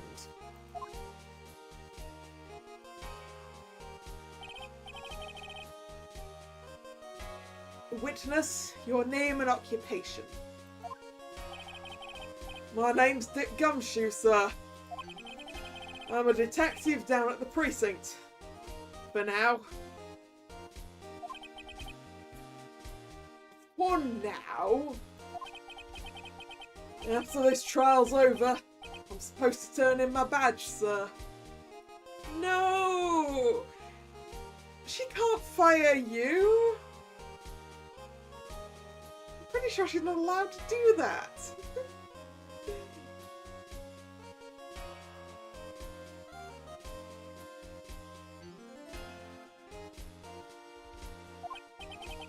Detective Gumshoe? The prosecution has no need for a depressed witness. Lift your head and face forward like a proud officer, Detective Dick Gumshoe. Yes, sir. Now, let's have your testimony. If we want to explore the various facets of this case, we must start with that. Get ready, Phoenix. This is going to be one very tough fight. Yes. It would have to be with Edgeworth as my opponent. The answer he was struggling for. Interesting.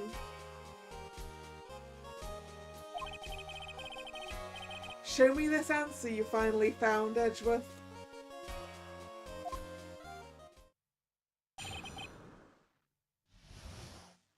Bare facts of the case. This murder happened after the Hero of Heroes award ceremony, sir. The victim, one corridor, was found dead in his hotel room. After looking into the cause of death, we believe he was definitely murdered, sir. At first, we thought there was something suspicious about the empty guitar case. However, we later found out that the guitar case had nothing to do with the murder. Doubt. Doubt.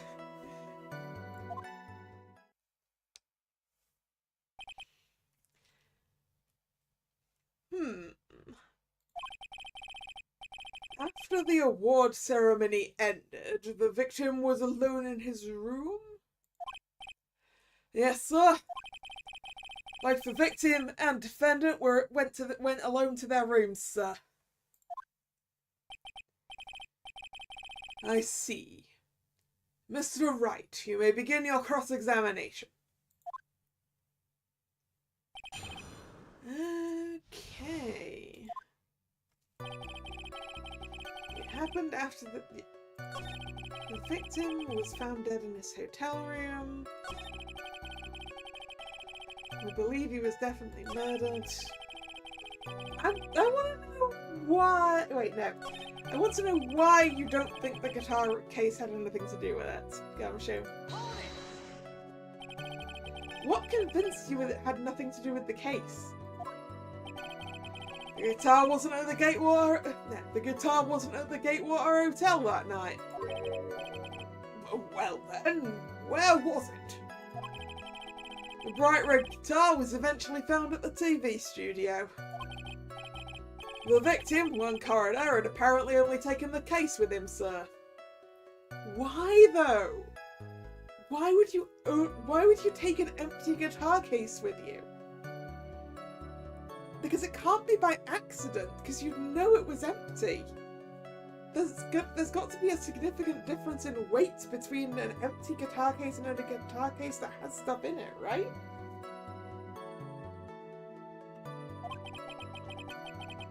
So, you mean he forgot to put the guitar inside the case?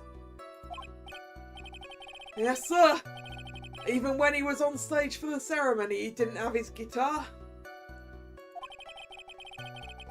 So that guitar case was empty even before he got to the hotel.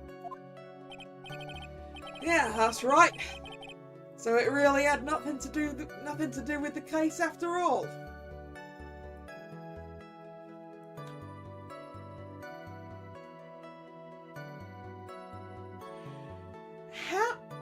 How do we know?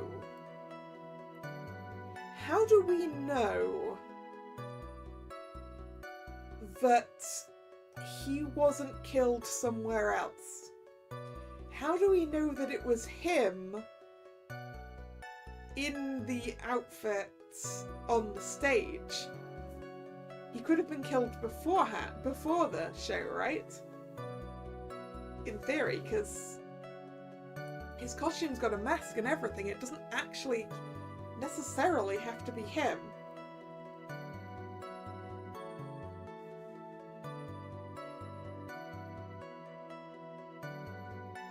I mean, he could still have been killed in his room at the hotel.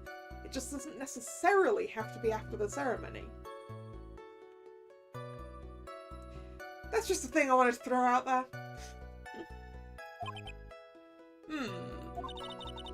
Our first order of business should be to gather more info from his testimony. There might be a trap set up for us somewhere. Maybe. However, setting off traps is part of a lawyer's job too. If you say so. Of course, we're supposed to escape from them too, wouldn't you say? Right, let's just press the rest of them. Would you please give us a brief timeline of what happened after the ceremony? Okay, pal. The ceremony started at 6 PM. It ended around 8 PM. And then there was a short break. A special post-ceremony show was supposed to start in the lobby 30 minutes later. And that's when the victim's body was found, correct? Which is to say, the murder occurred during the 30-minute break period. During the 30-minute break period. Not necessarily, Edgeworth. Not necessarily.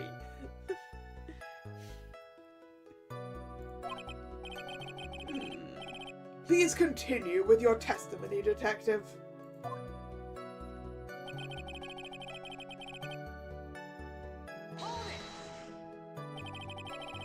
The person who discovered the victim's body was Adrian Andrews, correct? Yeah. Who is this Adrian Andrews you're talking about? She's the defendant Matt Onguard's manager. She's a really pretty lady, sir. Ah, so she's a pretty lady. I wonder if she will grace us with her presence. When the post-ceremony show was about to start, she went to get Mr. Onguard. After visiting his room, she next went to the victim's room to get in for the show, sir. Oh, so everyone was going to be in the show, not just the winner then, huh? I see. And that's when she found the victim's body?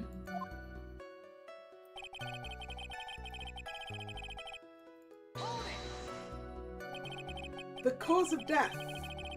Wasn't that because Mr. Corridor was stabbed in the chest? I keep accidentally hitting the options button.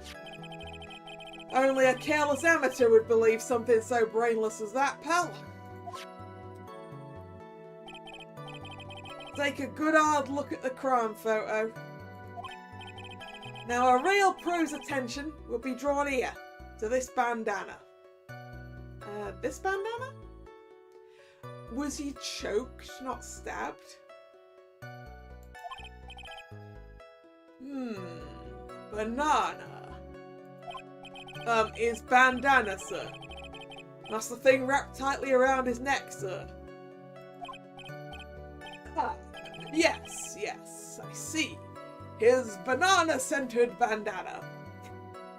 Judge, are you hungry? Do you need to go take a snack break? Then what about the knife? It seems to have been stuck in the victim's chest on purpose after his death.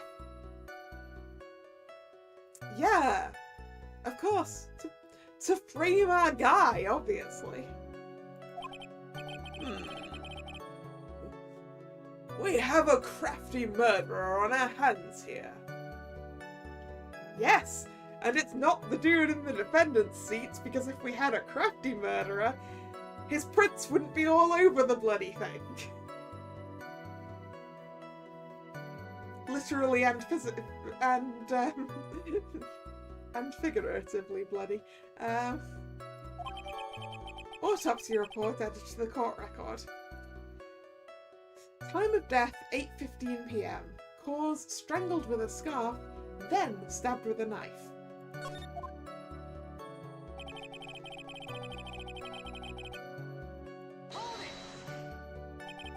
And why did you think that? Because it was empty, pal. The jamming ninja doesn't go anywhere without his bright red guitar. And we couldn't find it anywhere at the scene of the crime. Oh, then how about this theory? A fan really wanted the guitar and did the crime to get it. How's that? We thought of that too, but... The only fingerprints on the guitar case were the victim's. Oh. Only the victims, huh? I see. Ah, so much for my theory then.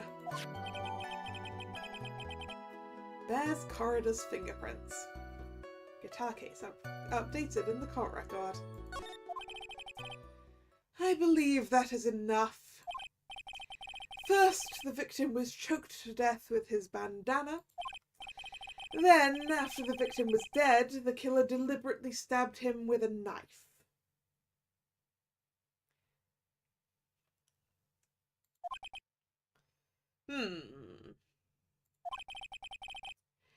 Which brings me to my next point. Why then did the police arrest Matt Ungard? Because there was reason enough to suspect him. Here it comes. Looks like Edgeworth's back in full swing. Very well. Detective Gumshoe, please testify about this matter. Yes, sir. Second testimony time. But before we get into that, I'm going to get some more water. I will be right back.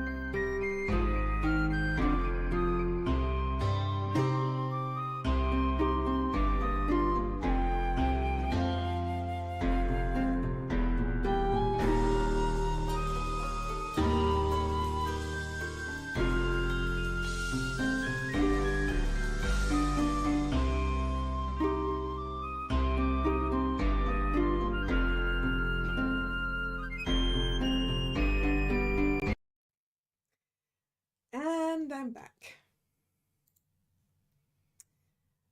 Let's hear why Ungard got arrested. Matt Ungard and Juan Cardo were huge rivals with each other. They each thought the other guy was in his way. That's motive enough in my book. As for evidence, there's the Jamming Ninja's button. It was ripped off the ninja costume and was found in Mr. Ungard's Hakama. It's also covered in blood. You know, he can't have been stabbed that far after he got choked, right?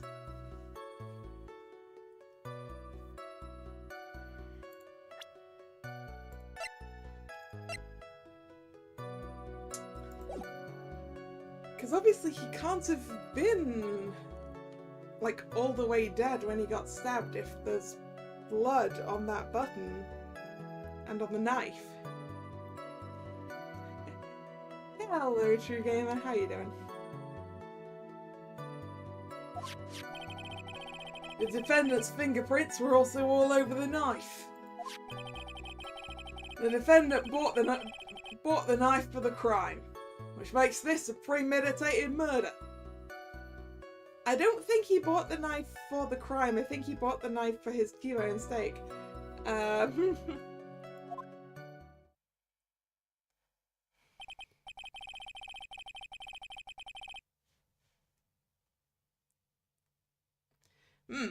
So the defendant's fingerprints were found on the knife used in the stabbing.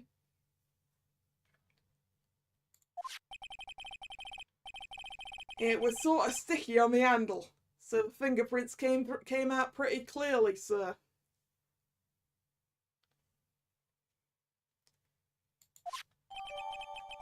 Knife. Bears the victim's blood and Ungard's fingerprints. In the grip, Gatewater is engraved. So it's not a knife that the defendant bought at all. It belongs to the hotel.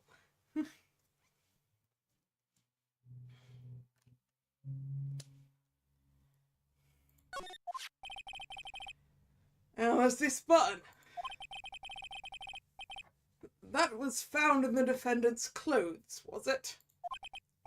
And is this button also covered in blood? Yes, and we know that the blood on it is the victim's blood, sir.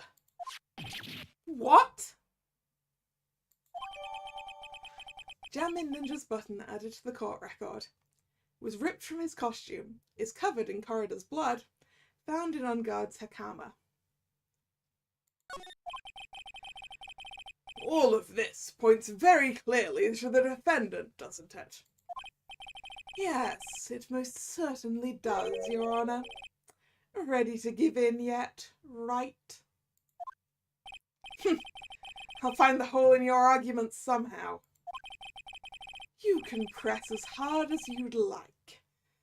Just hurry up with your usual pointless questions. Ugh. Pointless questions. You, Edgeworth.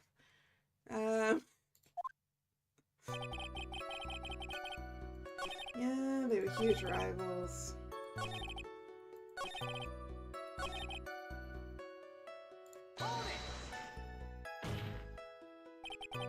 There's no way this was a premeditated murder, even if he bought the knife. Which he clearly didn't, because it clearly belongs to the hotel, because it's got the hotel's name on it.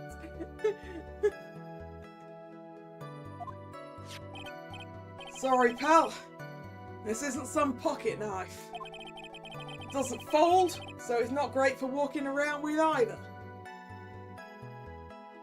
Or should that be either? I'm not sure for the accent I'm trying to do. It's a knife for eating food with that came from the hotel, Gumshoe.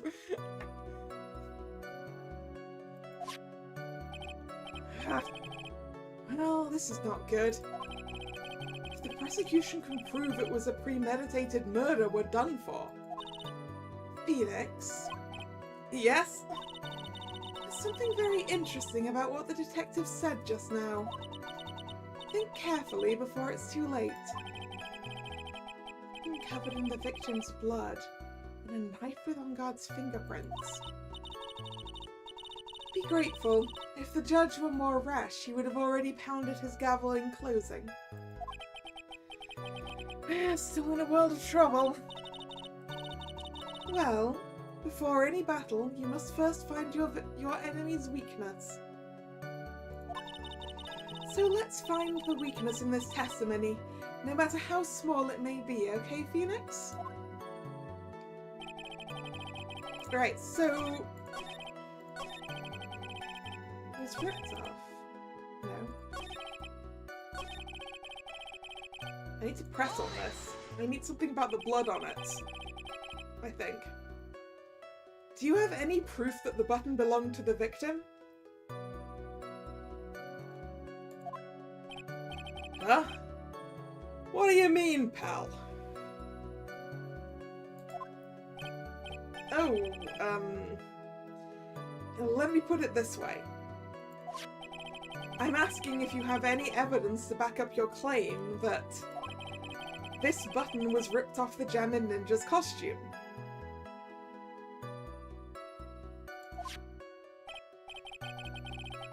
Huh? But can't you tell by just looking at it? That's not how this works, Gumshoe.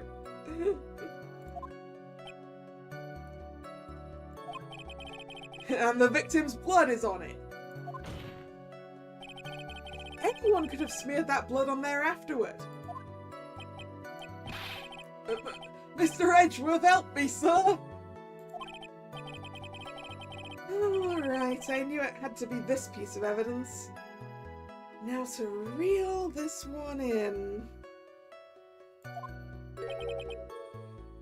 Thread. Huh?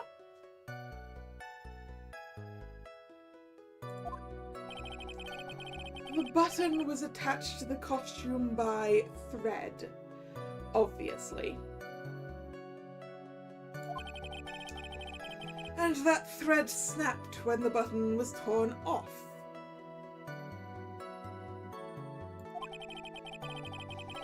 If you match up the ends of the thread on the costume with the thread on the button,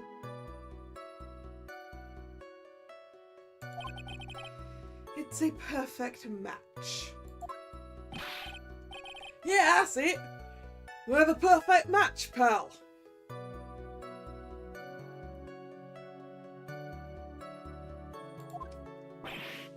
Yeah.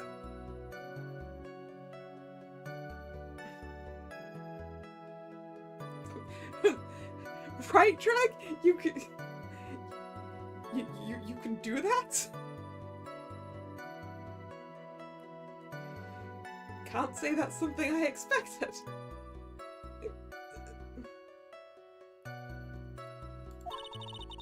That's Edgeworth for you. Never misses a beat.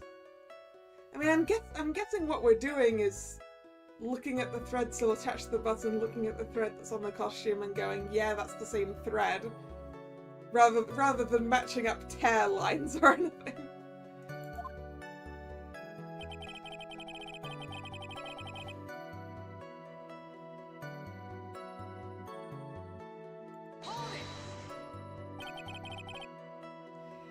When was this button found? Pretty soon after the body was found, we rounded up everyone who knew Mr. Coroner. And then we did a search on them all. That's when we found the button.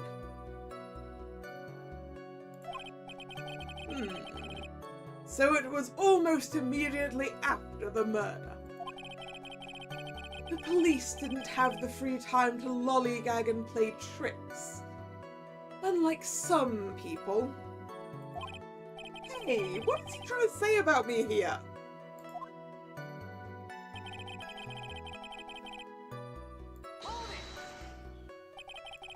How were the fingerprints arranged on the knife?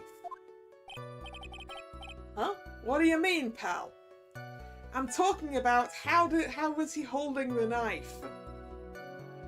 Like, was the way the knife was being held the sort of way you'd be able to stab someone with it?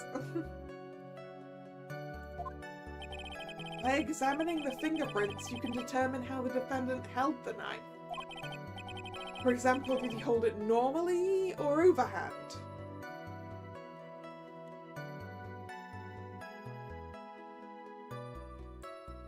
Overhand doesn't feel like the right. Well, I guess, yeah, normally, and I guess.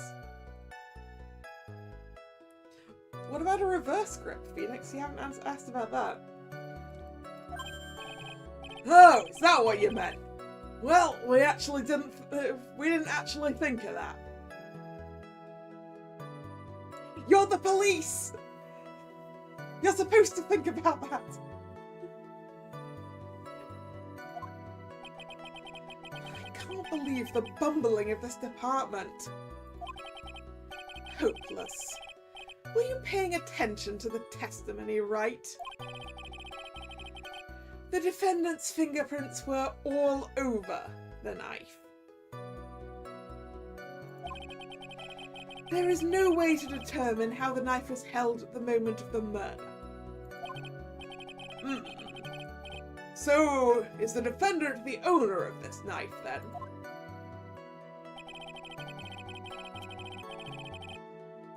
Yeah, so I think the thing here is the thing that I came up with initially off of that. He didn't buy the knife. It doesn't belong to him. Can I just present the knife back to it? It's got gate water on the bloody grip.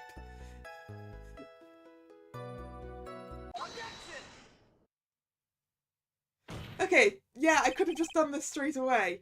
Wait a second. What? So, the basis of your argument that this was a premeditated murder is simply that my client bought a knife beforehand?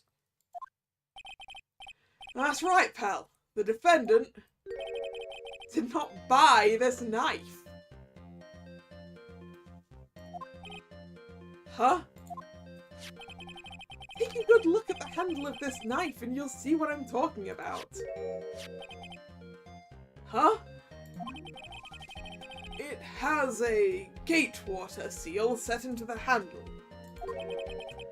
Gatewater. I think I've heard that name somewhere before. That's the name of the hotel. The Gatewater Hotel.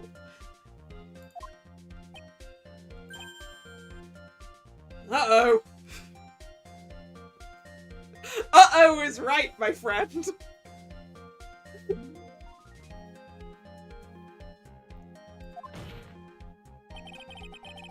The murder knife was actually property of the hotel, which means this murder was not premeditated.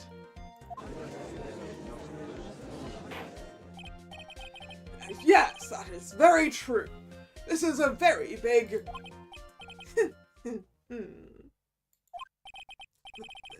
What is it, Mr. Edgeworth? I'm sorry, but the defense is simply too careless. Well, there's the trap. There's the trap that we stepped ourselves into.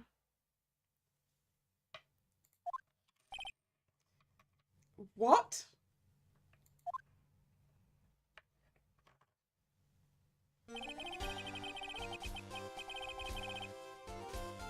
Yeah. Yeah, why would you buy a hotel knife? I don't know, maybe some fancy hotels like sell things in their gift shop or something.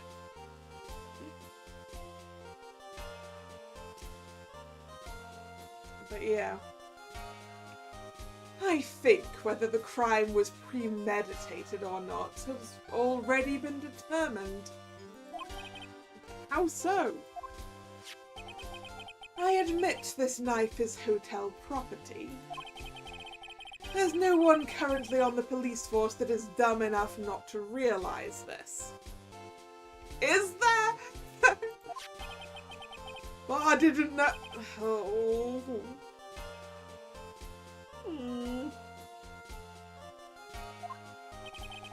The question is, where did this knife come from? Lunch. Well, dinner. It came from dinner.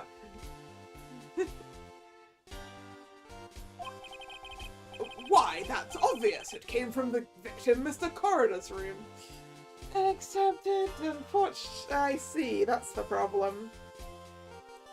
It came from the defendant's room, unfortunately.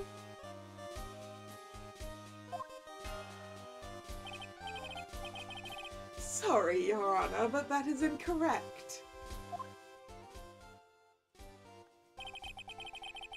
The victim ate a last meal before he was murdered. With that being the case, I would like to draw the court's attention to what is on top of the table. There is a knife and fork on the table. Then,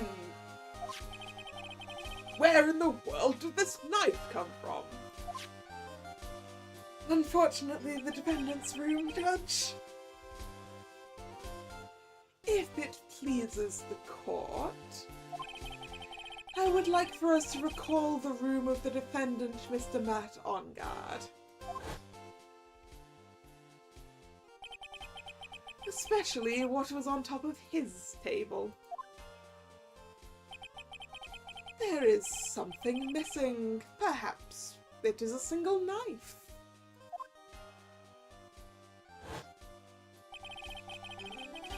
We investigated the leftover dishes for fingerprints, and while we were investigating, we came to the conclusion that Mr. Matt Ungard's knife was missing. Mr. Ungard had gone to the victim's room with the knife he had used during dinner. Why would he carry a knife on a visit? To kill, of course. Yes, but he wasn't killed by stabbing. He was killed by strangulation.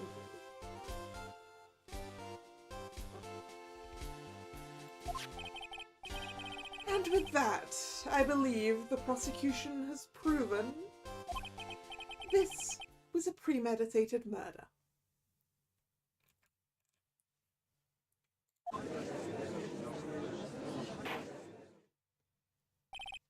Amazing, Mr. Edgeworth. Absolutely brilliant.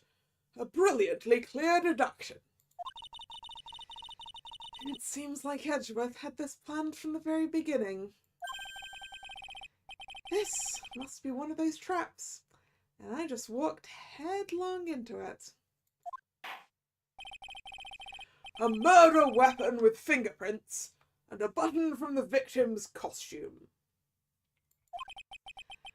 There is quite a sizable amount of evidence here. I can say that any further deliberation is a waste of Your Honour's time. Although, I wouldn't mind if the defence were to present evidence not yet shown to the court. Evidence not yet shown? He means evidence that the court hasn't seen yet. In other words, new evidence. What does the defence have to say about this, Mr. Wright? Well... Phoenix? The judge is favouring the prosecution right now. If we answer with something wrong here, that gavel of his will be ringing out to the sound of our defeat. Mr. Wright, you have something important and necessary to present to this court. We kind of promised that we wouldn't bring that up.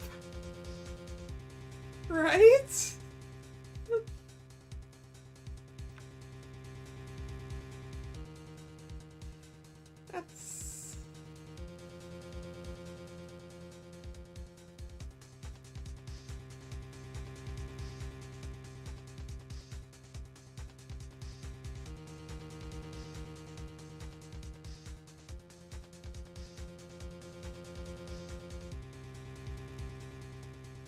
Hmm.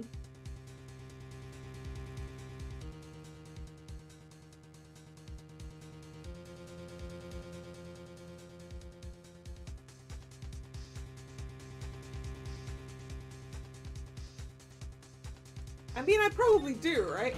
Huh. There's one piece of evidence that catches my attention. Something that this court has yet to see. Mr. Wright, I will say this one more time. I do not feel this trial needs to continue at all. However, I am giving you one chance, and only one. What the judge is saying, right, is don't try pulling one of your usual bluffs here. Making a save, making a save, making a save in case I mess this up. If I mess this up, it's curtains for all of us. You may now present one, and only one, piece of evidence. Ooh, and he means it too. That is a 10-point penalty. Now then, what is this important evidence that you must show to the court? Okay, it's not my badge, it's not the Magatama. It's not going to be a photo of the Nickel Samurai. Probably. No.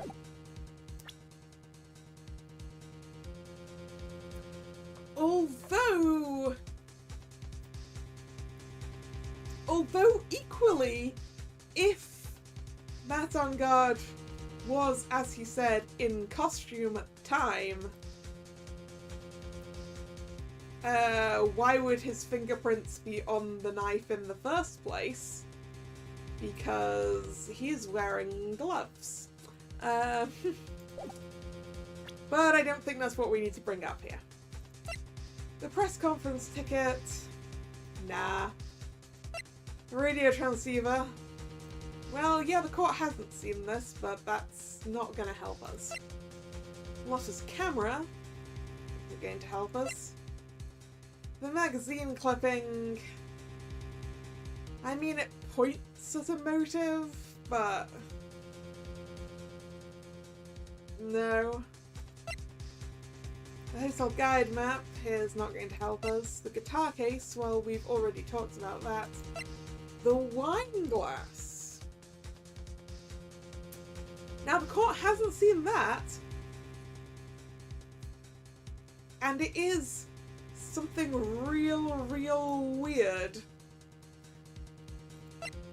Then we have the crime photo. The court has definitely seen that. They've definitely seen these two at the end here.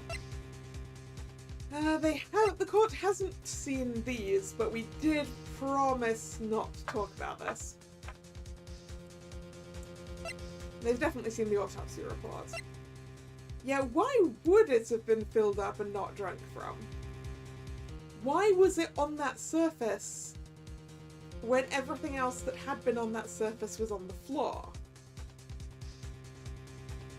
Yeah, I think this one.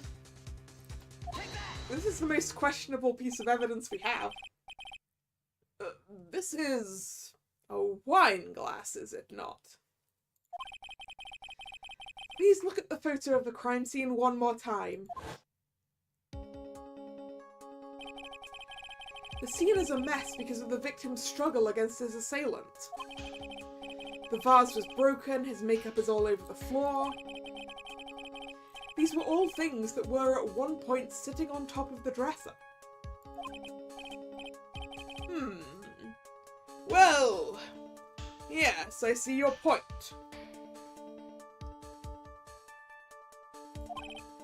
However, this glass that's sitting on top of the dresser is mysteriously untouched. The only thing that had not fallen over with everything else is this wine glass. piece of evidence is more than strange enough to warrant further consideration. Yeah, exactly. This is our most questionable piece of evidence, and therefore it is the thing that we can stall the most with.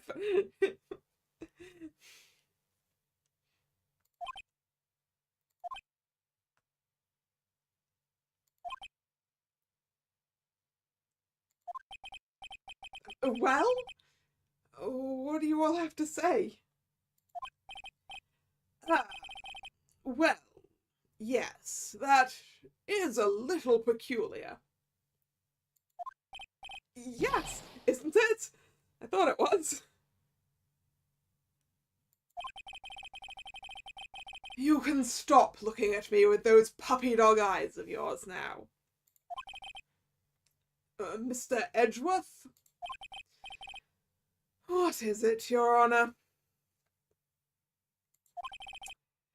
Your opinion.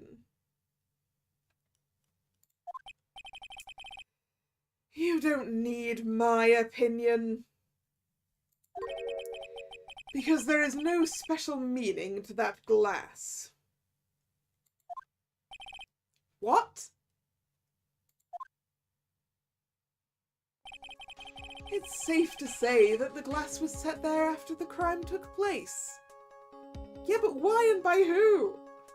Why and by who, Edgeworth?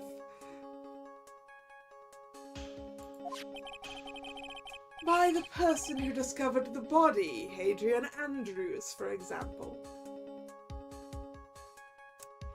Yeah, but the bottle of tomato juice was in the victim's room, not the defendant's, I don't think. Also, are you suggesting that she found a dead body and, like, carefully put down the glass that she was carrying from and not drinking from?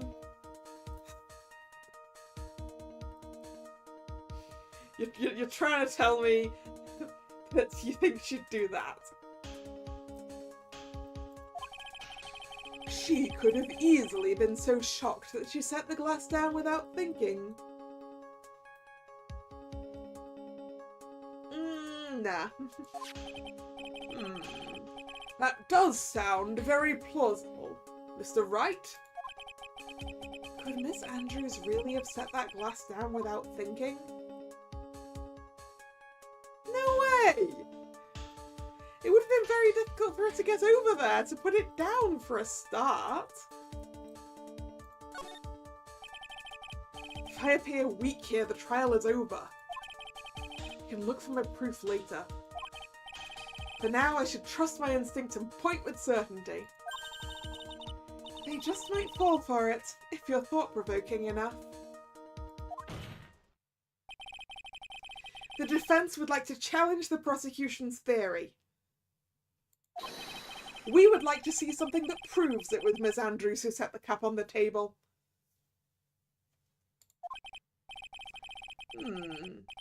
You've turned the situation on its head yet again, as usual. Mr. Edgeworth, do you have any proof to back up your claim?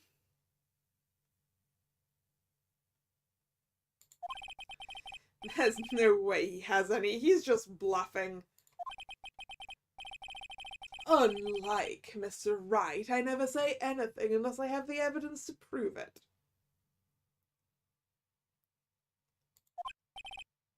What?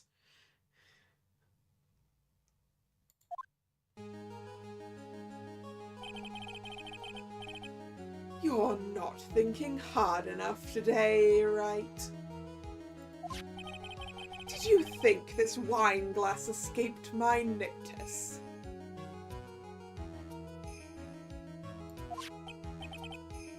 Then... Of course it has been thoroughly inspected. The fingerprints. Fingerprints? There were only one set of fingerprints left on this wine glass. Only one? Well, whose were they?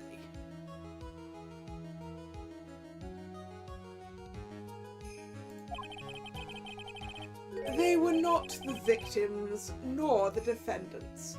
Rather, they were of one Adrian Andrews. What?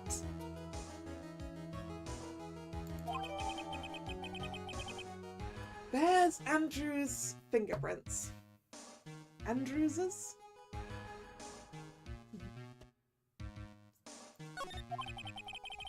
That is why I said that the person who had discovered the body had left it there. Are we done here, Mr. Wright? I can't believe I fell into another trap. Miss Andrews was probably holding the glass when she went to see Mr. Coroner. But upon seeing his dead body, she was stunned and set the glass down on the dresser. Awfully carefully. I would have expected that glass to go everywhere if she was like, oh no! Or maybe not, who knows?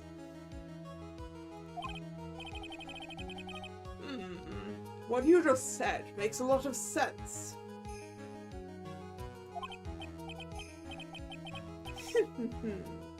Now do you see, right? You can't change any part of my scenario as it explains everything all too well.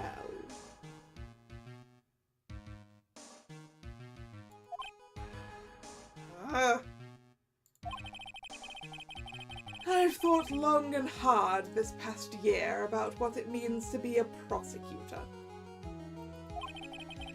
And from here on out, I will show you the answer I have come to discover.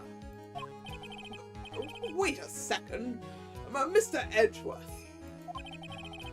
I think the prosecution has provided enough evidence for me to enter my verdict.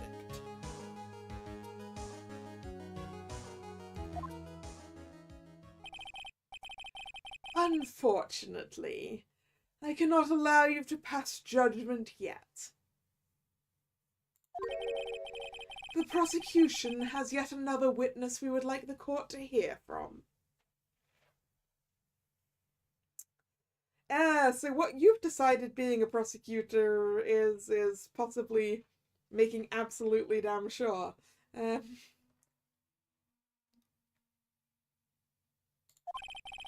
Another witness? Yes. Bailiff, please bring in the next witness. What in the world is Mr. Edgeworth thinking?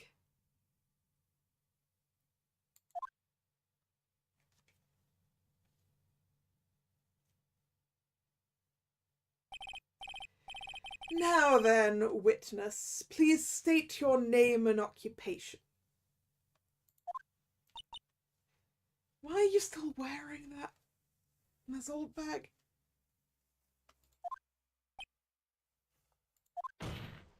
Witness, your name and occupation, please. Yeah.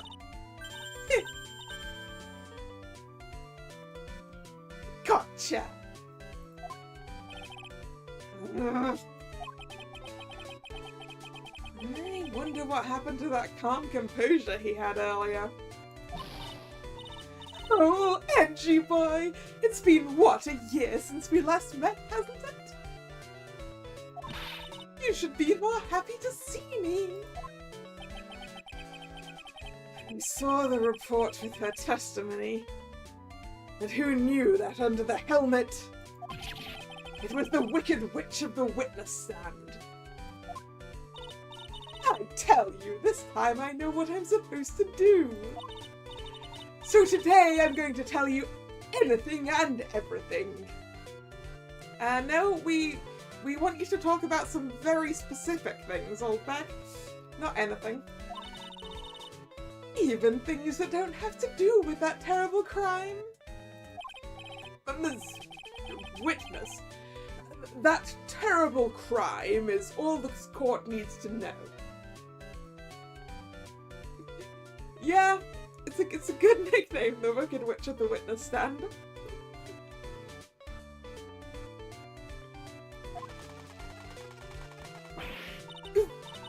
Shush! I'm talking to my dear Edgy Wedgie right now. Don't interrupt us, Gramps. Yes, madame. No. Please, by all means, interrupt her, please. Anyway, witness your testimony, please. It's true what they say that youth are hot-headed nowadays. Not that I mind at all, Edgy. Now then, what should I start with? The witness was on security detail at the hotel on the night of the murder. Hey Edgeworth, she didn't actually answer name and occupation. Properly.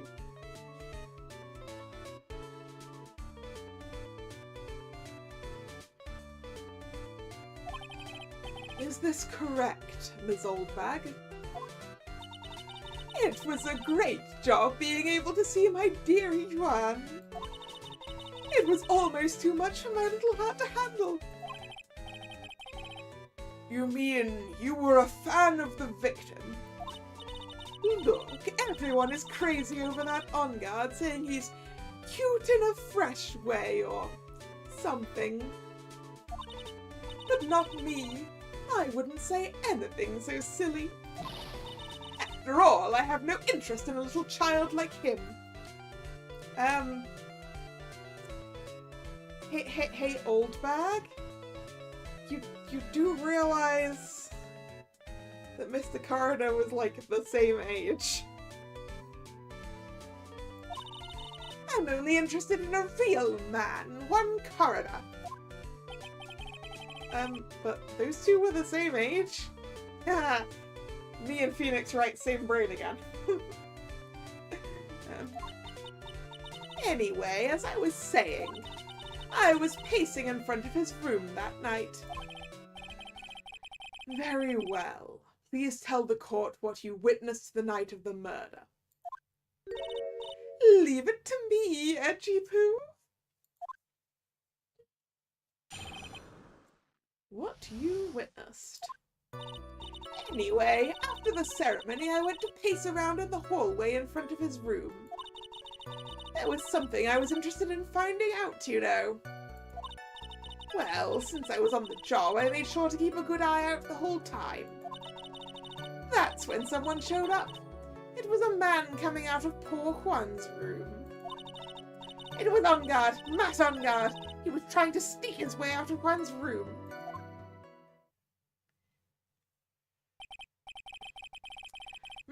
So Mr. On Guard came out from the victim's room. See? It had to be him. He is the murderer. I see. Well, Mr. Wright, you may begin your cross-examination. Well, Oldbag, I would like to know if you saw the face or if you made an assumption based on a costume again.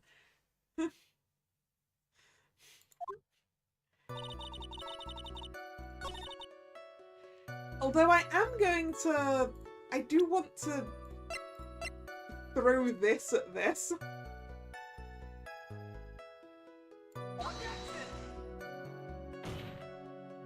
Oh no! Come on! It's relevant, game! Alright.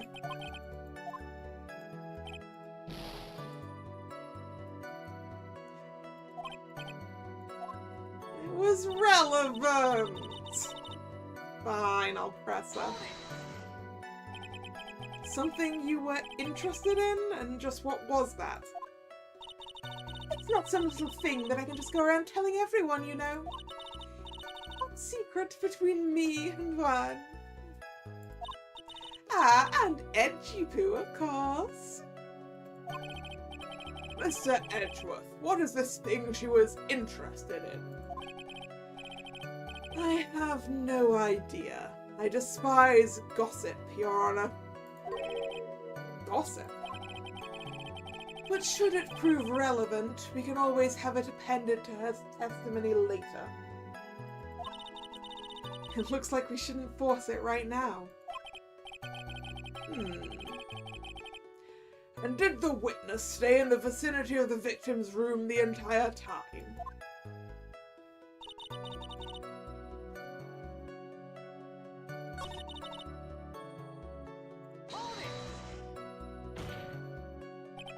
Who in the world was that?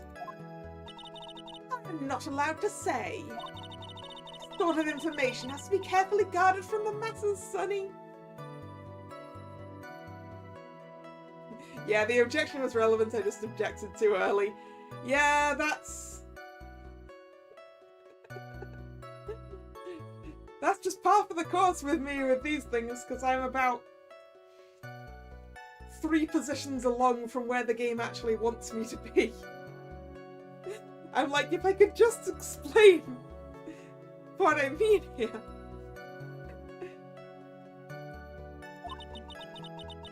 The man that came out of Juan's room, he was... Yes, he was... I'm too scared, I can't say his name out loud. Oh, what I wouldn't give to have Francisca's whip right about now. Well, I guess I can tell you, since he was such a bad boy anyway.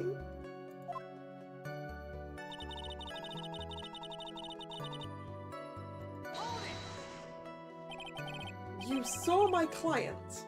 Are you sure about that? Like, did you see his face?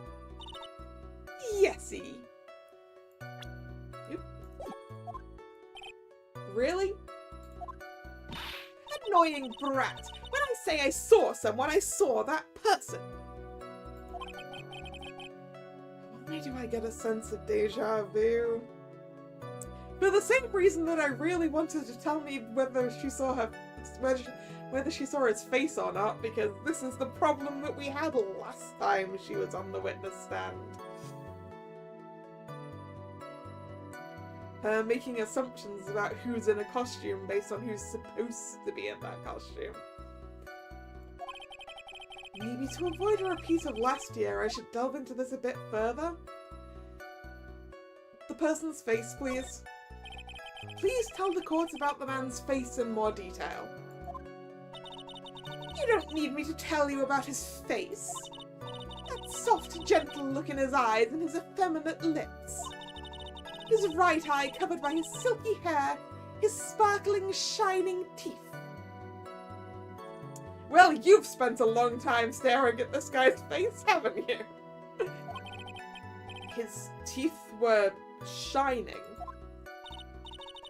Well, he's shining all around in this week's pin-up poster, dearie. This week's pin-up?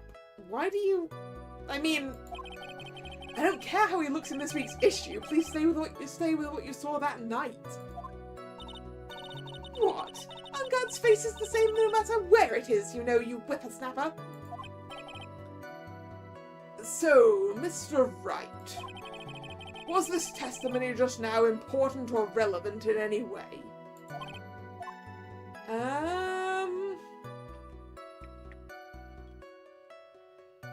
Is this version the version that's actually important here? Well, no, because she's not really said things. I think I need to make a different decision. No, it's not important. I guess it really wasn't that important after all.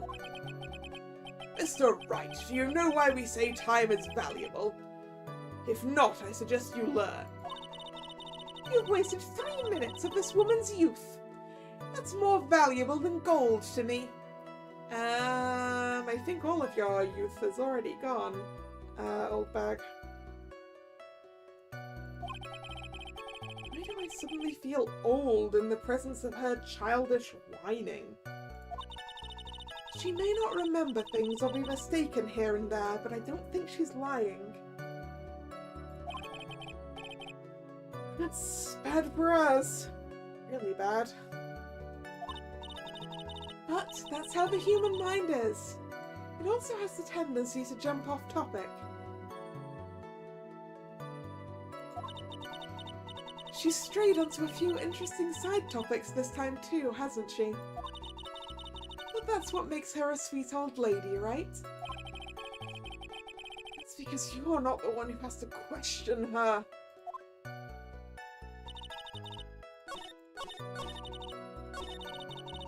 Right. Instead of face, we need to ask about something else, I think. Clothes is probably what's going to get me the information that I actually want. Because if he was wearing his full costume, she can't prove it. Please tell the court about the man's clothes in more detail. What a troublesome young man you are, really, as if something like that matters. But it does. Now, what was it? Yes, it was that thing. What thing? That gaudy thing he's always wearing. That racing jacket.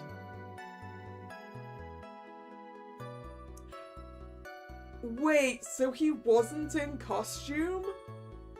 Oh no.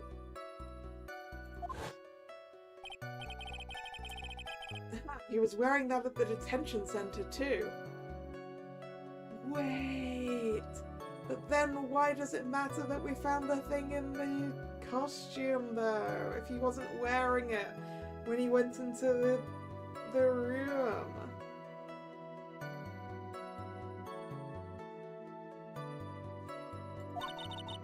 That thing's meant for nothing but seducing women out of their pantaloons.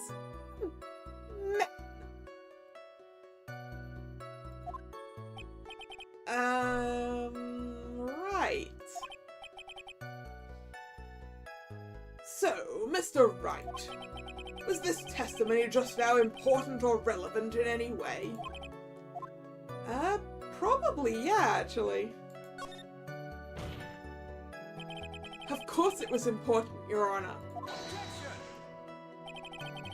Then perhaps you would like to point out what part of that testimony was important.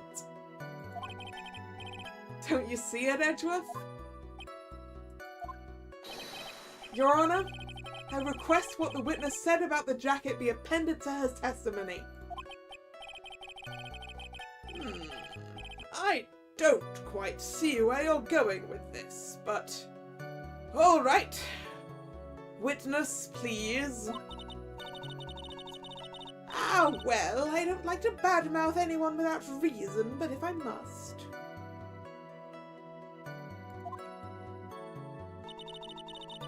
He was wearing his flashy racing jacket. Honestly, it's all for show.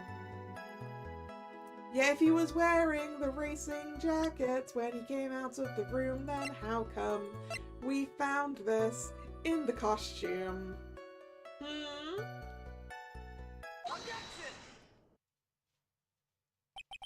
Ms. Oldbag? What? Don't say my name for no reason. Do you know what this is? Yeah, it's button number 2 on the German Ninja's costume. Now I know she's an obsessed fan. She identified it at a single glance. Give it here! Give it here! If you don't give it to me, I'll punish you with this! The fake ray gun. Wow. Wow, she really is a die-hard fan to want a button covered in blood. This button was discovered on Mr. Angard's body during a full-body search. See? See? This button proves beyond a shadow of a doubt it was that rascal Angard. It was caught up in the pleats of his nickel samurai Hakama pants. See? See? Angard is the nickel samurai. witness. Now, it may just be me, and I do have an active imagination. But just now, didn't you say that the defendant, Matt Ungard, was wearing his usual racing jacket?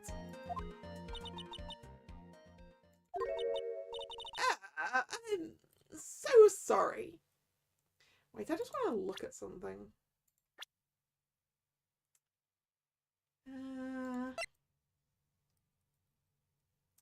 Yeah, okay. Ms. Andrews' hair is a different colour. I was kind of wondering if she could sort of adjust her hair and make it look like she was him by wearing his jacket, but maybe not. Sorry that you judge people based on what they wear. If I wore the trendiest dress, you'd think instead I have to put up with wearing this hideous outfit. I got a tape recorder stuck to my chest. It's heavy. So heavy I wish we'd switched to CDs a long time ago. I work hard with a smile on my face, you understand. You look in the mirror, your clothes are about as interesting as a documentary on curling. Should take a tip for 10 from Edgepoo, he's got style. Now, hold your tongue still there for just a second. So, what you saw, in actuality, was not Mr. Ungard the man, but Mr. Ungard the Nickel Samurai. But when you think about it, I think I still missed like half of it, Drag.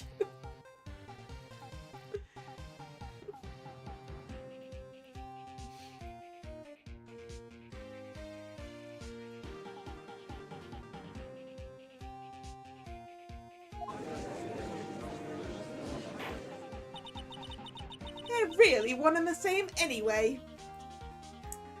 That was the problem you had with the last thing you were a witness for, old bag.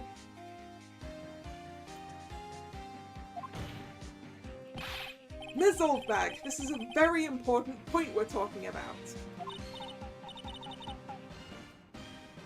Edgepoo, do you think so too? Well, it might be something worth considering. Just say it's important and agree with me for a change. Witness, think carefully and try to remember as much as you can before you testify.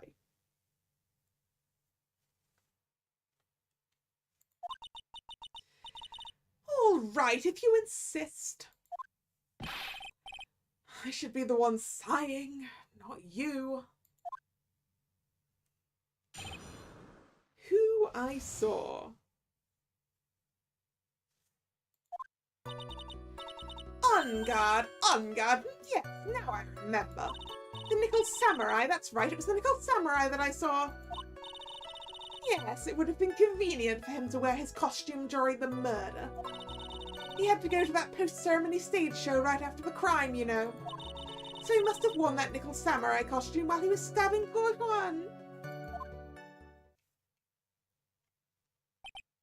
I knew it. I knew you'd say he was inside that costume.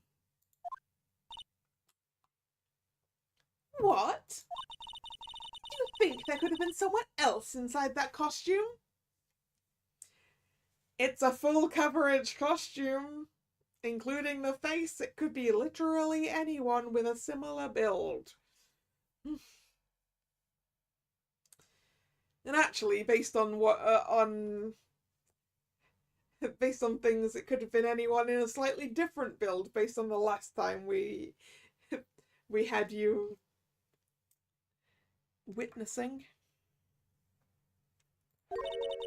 Don't be a bad little boy thinking such rude things. But the possibility does exist. Ah, young'uns today. I told you there's no way it was anyone else. How do you know that? Because I said so, and what I say is the truth.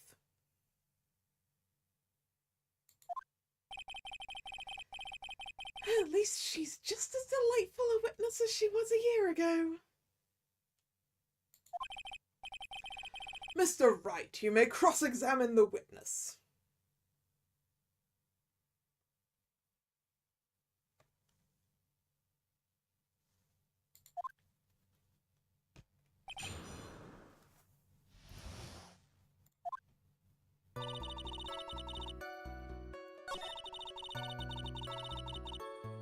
You sure about that? Be a little more careful with your testimony, please. Not too long ago, you said he was wearing his racing jacket, and now he's not?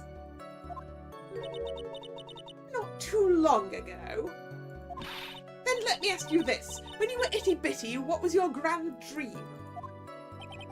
Huh? What did you want to be when you grew up, whippersnapper? My dream, huh? Well, I wanted to be Judge Wagner, hero of the public's court. So what? See? Look where you are now. You're not Judge Wagner, are you? Well, what I said earlier. Don't put any weight into things like that. The court reporter? The now is everything. I can't be held responsible for the past. You're here to talk about the past, old bag.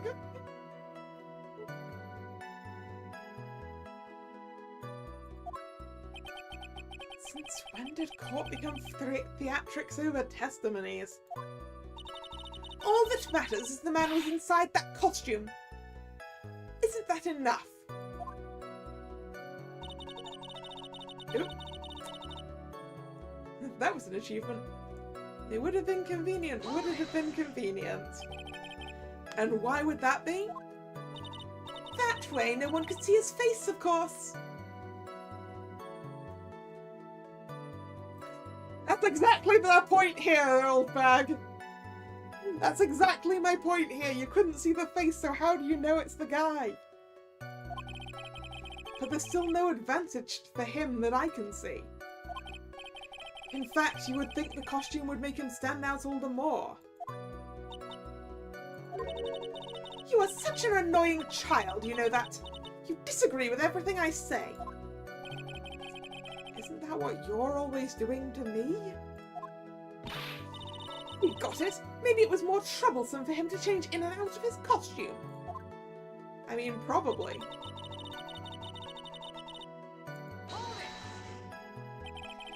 Was there anyone else scheduled to appear at the post-ceremony show? Well, all the contestants were supposed to go on stage at a friendly gesture thing.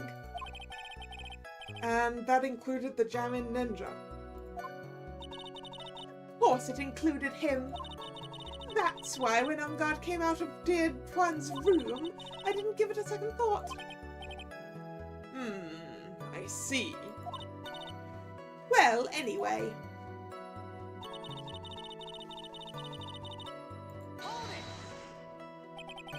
So, let me ask you one last time. The person you saw, it really was the Nickel Samurai. As showy as ever. Haven't I been saying that from the very beginning? Can I throw in the towel yet? You don't need to think too hard on this one.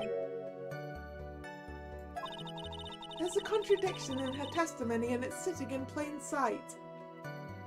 Yeah, it's the fact that that costume has gloves, I'm pretty sure. The question is what that contradiction means for us. Well, I have to figure out what you're talking about first, but okay.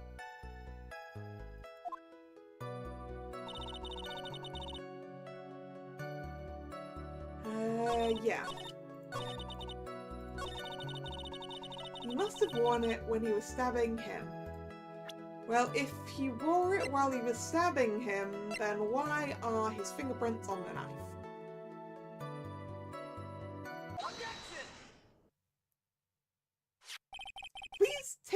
this. Yeah, so it's a knife. Big deal.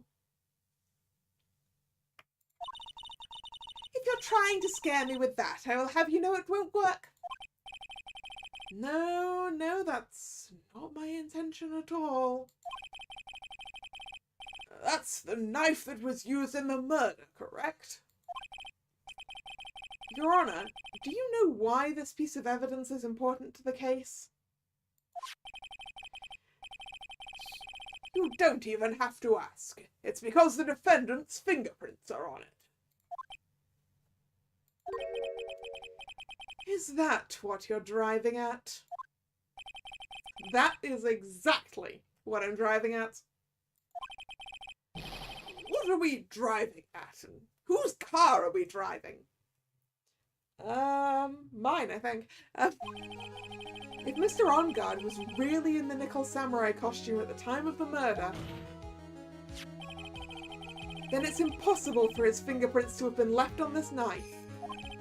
Actually, he would have wiped all previous fingerprints on this knife right off. Yeah, there certainly wouldn't have been clear fingerprints. Oh, that's right. The Nickel Samurai wears gloves, doesn't he? He probably took his gloves off before he began the stabbing. What sane person would do that?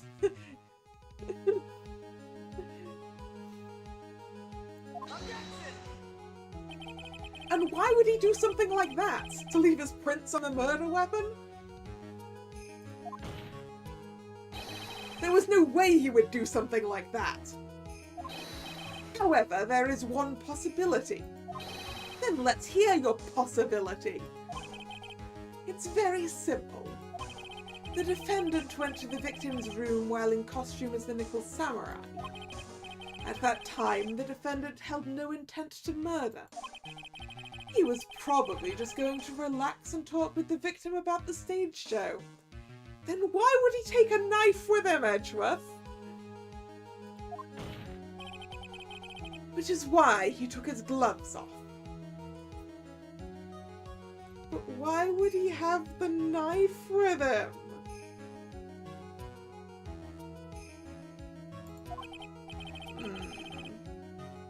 But the murder still did take place. It's well known that there was bad blood between the defendant and the victim.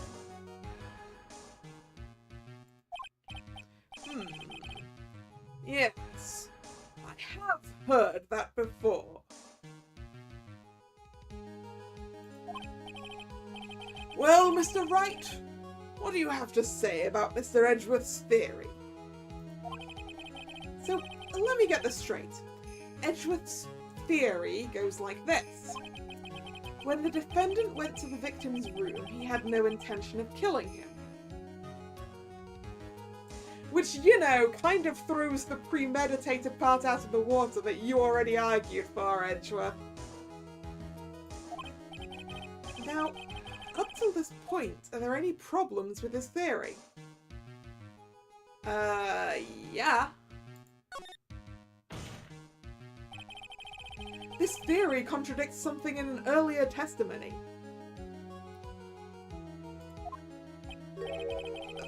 What are you babbling about? Now, for argument's sake, let's suppose Mr. Onguard was the killer. If that's the case, I think it's impossible for the killer to have gone to the victim's room without intent. Because we show the knife again to this, right? This knife! This was used by Mr. Onguard at dinner. Yes, we did establish that. Which means that if my client was in fact the killer, which I'm not saying he was, then he brought this knife with him when he went to visit Mr. Corridor. I suppose You suppose you're the one who was arguing for that earlier, Edgy. However, you just said it yourself. At that time, the defendant held no intent to murder.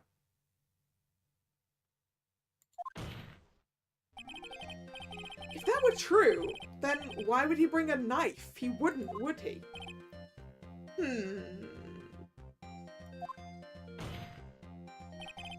Which means, Mr. Edgeworth, your theory was flawed from supposition 1. And one more thing. If the murderer was wearing the costume at the time of the murder, then there should be glove marks left on this knife. Which means the defendant's fingerprints shouldn't be all over it like bees on a hive.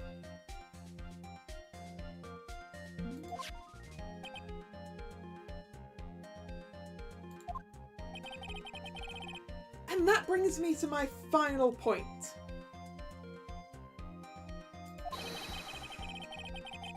This knife was planted by the real killer to hide their identity and mislead us.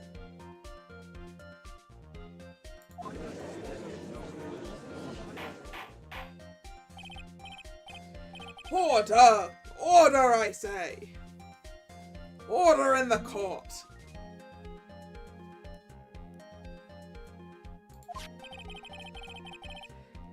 Was this knife really planted by the killer?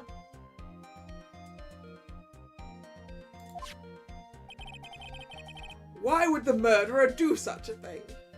To frame him, duh! To frame my client, Matt on guard, of course.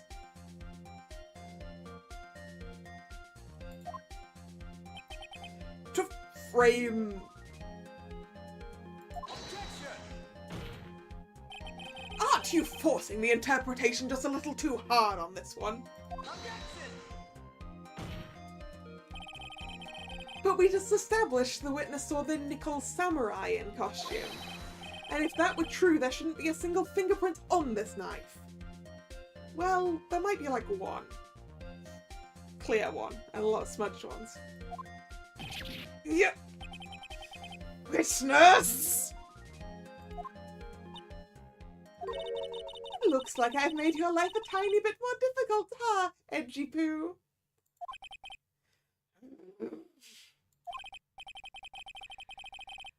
Witness, did you or did you not really see the nickel samurai? Well, I guess at first I might have forgotten, but... Are you saying you mixed up Mr. On Guard with the nickel samurai, his character on TV? But I mean, I can't really do anything about that now. Look, I was waiting around in front of their doors because, well, I wasn't waiting around for the nickel samurai, that's for sure. She wasn't waiting for the nickel samurai. Alright then. Who were you waiting around for then? That's top secret to anyone outside of security. I have a feeling you are waiting for Mr. Juan Corridor. Am I correct, witness? Possibly Adrian Andrews.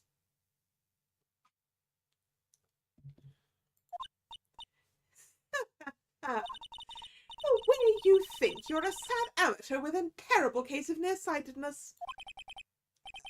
Amateur? Me? What am I an amateur of? So, Old Bag was waiting around in front of the victim's room. But it doesn't sound like she was waiting to catch a glimpse of Mr. Corridor. Maybe Phoenix. Maybe the old bag was waiting around for that person. If it's who I think Mia's hinting at, it's certainly possible. Miss Oldbag, you were waiting for this person to come out of the victim's room, weren't you?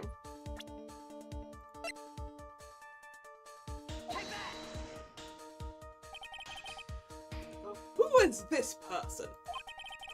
This is Adrian Andrews, Mr. On Guard's manager. Why would the defendant's manager be in the victim's room? It seems that this is the latest rumor in circulation, Your Honor. Oh, this is... Well, this is... I see. The judge seems to be really into the article, if it can be called such a thing. Then this manager with the initials AA, are you saying it's...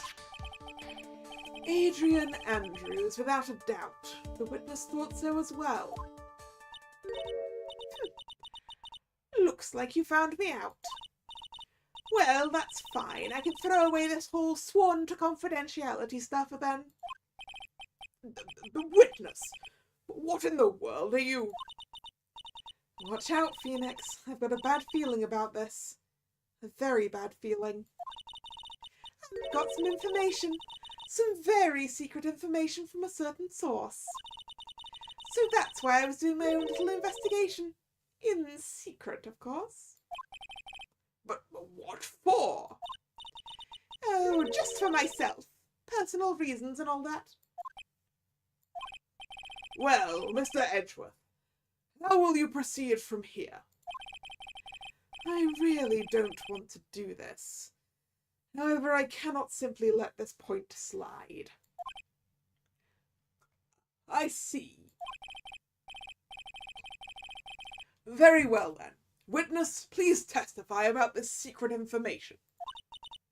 Get ready. This is going to take the wind out of you, young'uns. I'm sure we're all capable of handling this. Really, it's not like we're 10 years old. Well, one person in this courtroom is 10, but she's not currently available, so... Actually, I don't think she's 10 even. She's less than 10, right?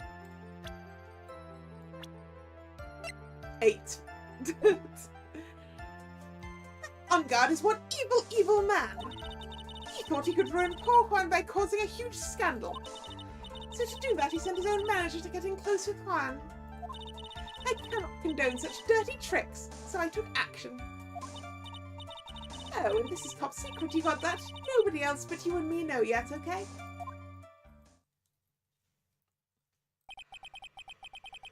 The defendant sent his manager. What a distasteful topic for this court. What? Nobody's above gossip. Isn't there a saying? The truth is never pleasant. Never heard that one before. Mr. Edgeworth, what about this Adrian Andrews person? We have looked into this matter and found that the truth that the article proposes is in fact baseless gossip. But should this be true, then this proves that the defendant did bear ill will toward the victim. So this means I have to smash this rumour once and for all. Now then, Mr. Wright, you may cross-examine the witness. Be careful. The old bag seems rather excited right now. That's right! On guard is nothing but your average foul-blooded youth.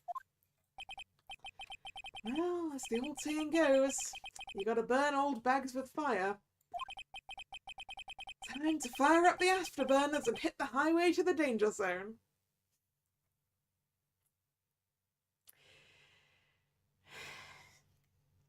Thank you for the earworm, Mr. Wright. Thank you for the earworm.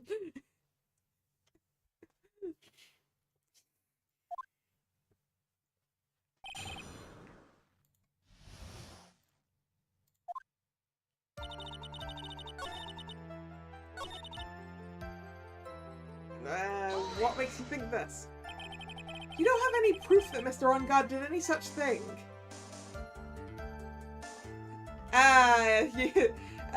Drag, that was a song lyric. Highway to the danger zone. I can't remember what song it's from. Or rather the name of it or anything.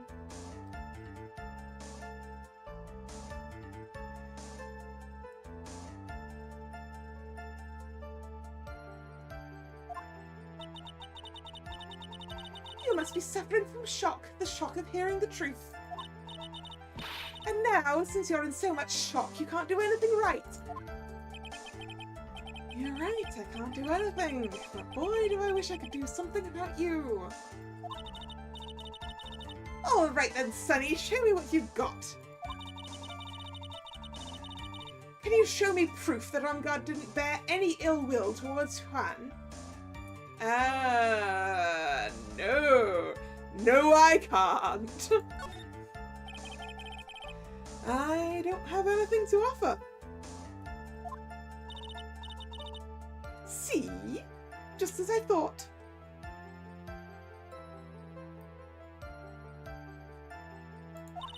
And you were lecturing me about saying things without proof.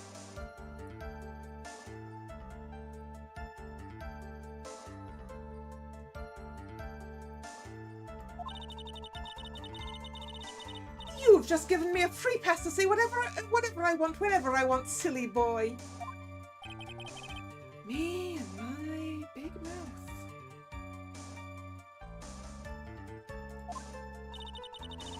That's the way the cookie crumbles. For you, anyway.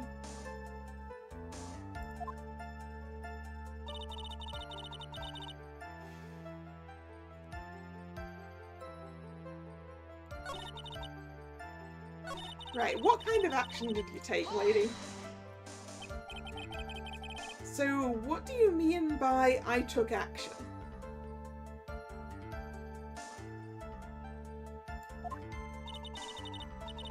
Like I already told you, I was lying in wait close to the crime scene. Once that slimy woman came out of Juan's room, I was going to capture her and teach her a good lesson. Something you young'uns need. You were going to teach her a good lesson. I was going to make her eat the damaging beams of my ray gun. The toy ray gun. Alright. Like this! No, stop! The judge is used to the weapons in this courtroom being actually real. Well, it was too bad that woman didn't come through the door that night. Top secret, huh?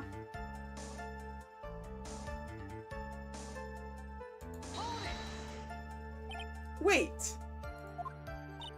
What? I'm a busy woman. Tea time with the kids is over. Secret information that no one else knows yet. If that's true, then how do you know this secret information? Well, that's because I'm a pro. Yes, that's it.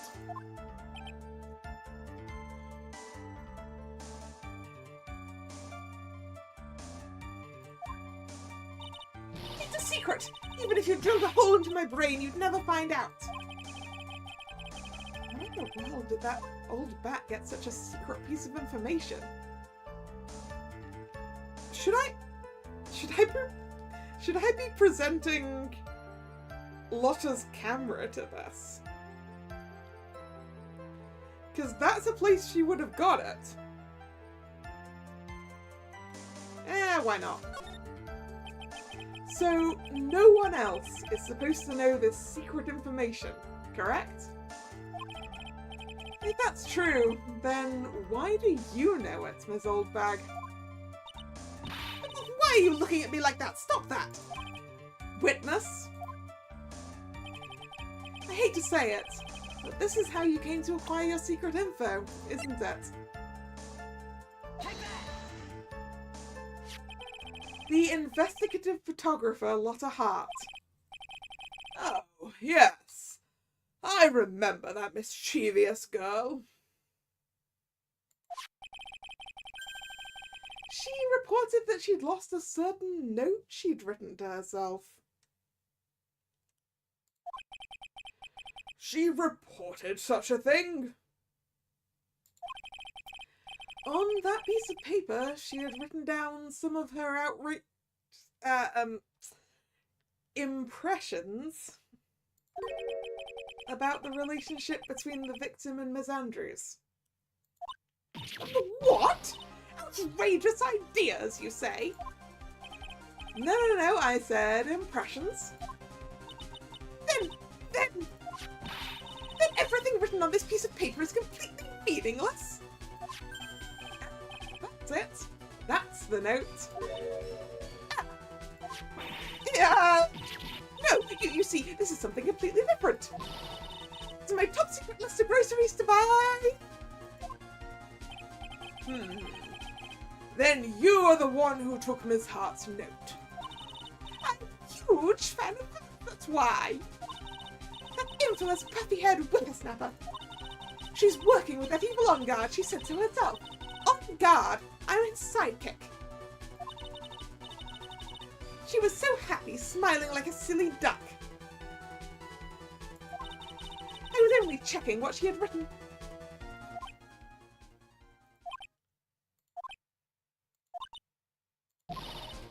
Gee poo, you believe me, don't you? Yep. I was only trying to help out like the angel I am. It's only one little piece of paper. I've never taken anything else before. You really should come with a supply of cheese to match your vintage wine. Ooh, Edgeworth, that's a good one.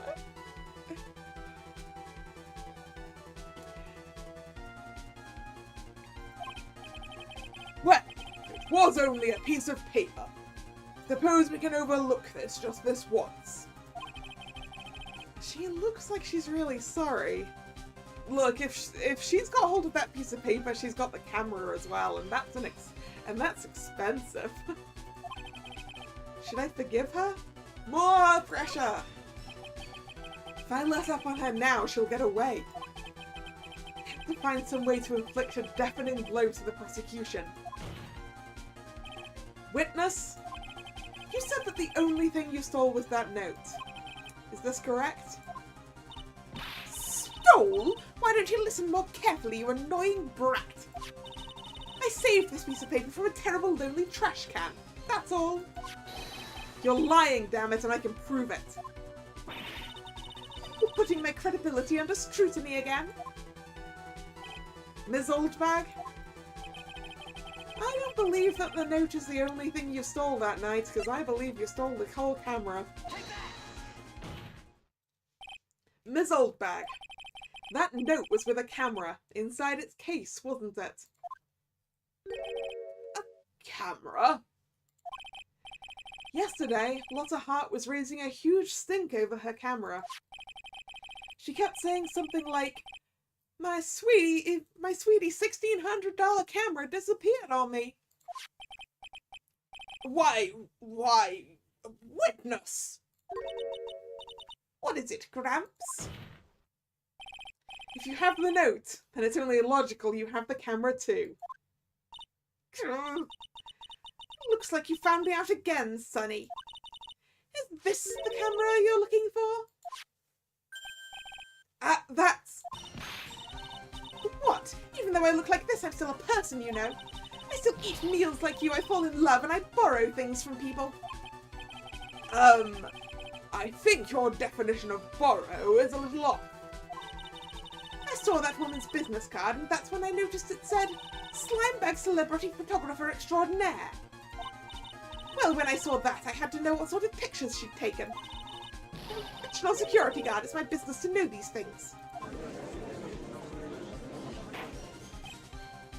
Bailiff! Check this camera's photos, hurry! We must examine them at once. Yes, I would like to know what is in them photos, and if it's useful. Well, Mr. Edgeworth, what do we have? There's only one photo that seems to be relevant to this case. Please present it to the court. Well, that's certainly the Nickel Samurai. That is certainly the Nickel Samurai. This is the Nickel Samurai. See, I told you, that's the guy I saw. This proves that the witness was not lying earlier about this matter. Lotta's photo added to the court record. Picture taken in the hallway right after the murder. What does all this mean, Mr. Edgeworth? This photo by itself does not prove that the person in it is the defendant. However, in his own confession, Mr. Ongard clearly stated that at the time of the murder, he was still in his Nickel Samurai costume. If that's the case, then this Nickel Samurai is the defendant. How did it come to this? I think this brings us to the end. We've examined every piece of evidence thoroughly. Final comments, Mr. Wright. The court will consider them before we close.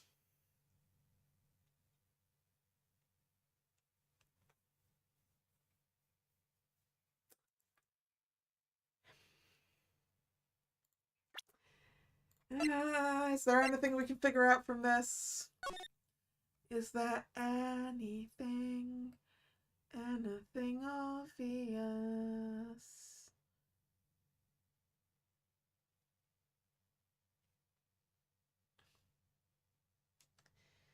No, I mean, that's certainly the Nickel Samurai.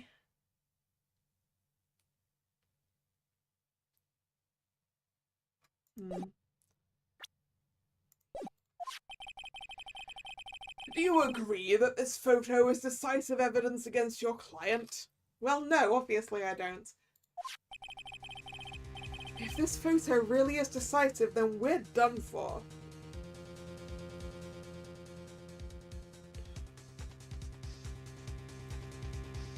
Oh, I'm going to make a save. I'm going to make a save.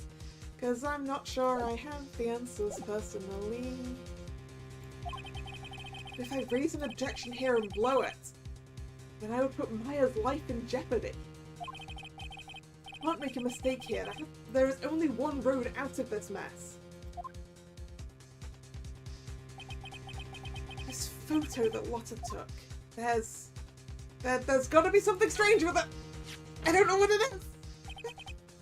is. There's something strange with this photo. I knew this was coming, right? Your thoughts, Mr. Edgeworth? I think we can all agree there is nothing strange with this photo. There's no way for the defense to debunk this photo, even with a bunker buster. Debunk with a bunker buster? Is that what you're planning to do, Mr. Wright? I mean, I don't have access to that kind of heavy artillery, Judge. Don't the trousers look a bit long? Yeah. Good question. They do look a bit long. Which suggests that the person in the costume is shorter than they should be.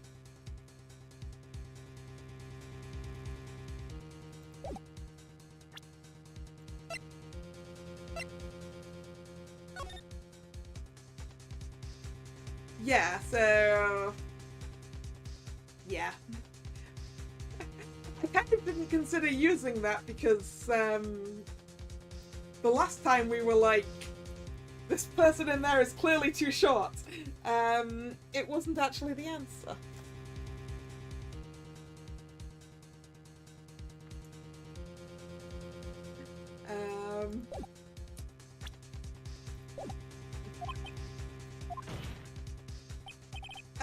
Anyway, please look at the photo one more time. If you really believe you can honestly find something wrong with this photo, then you should only need one chance, correct? Well... to find something wrong with this photo. Can't let this chance go by. Where in the heck did she take this photo from, anyway? It's all out of focus. Why can't she take a good shot, especially when it counts? Now then, let's hear your objection. What about this photo is strange? Here, down at the bottom of the leggy?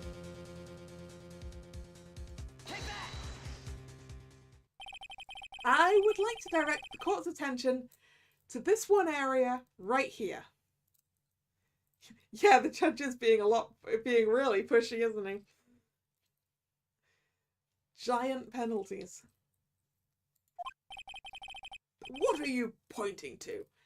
His ankles? Well, I'm pointing to where his ankles should be. We don't know if his ankles are there because they're covered. Judge. If you could see this person's ankles, that would be one thing. However, you can't. Same brain again, Phoenix Wright. I was joking about the ankle. And what does that mean? The costumed person in this photo could not have been Mr. Onguard. What is the meaning of this? I wonder if you would care to elaborate, with actual facts, that is. Let's take a look at the Nickel Samurai's poster.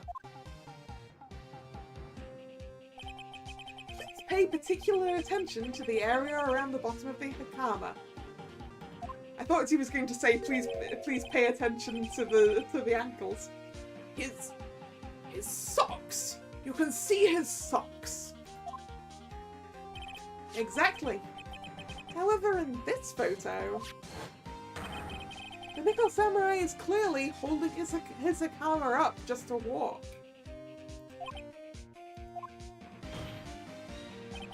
There is only one explanation for this.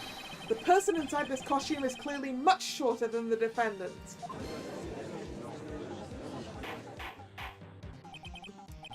Alright. I think I've turned things around for myself this time.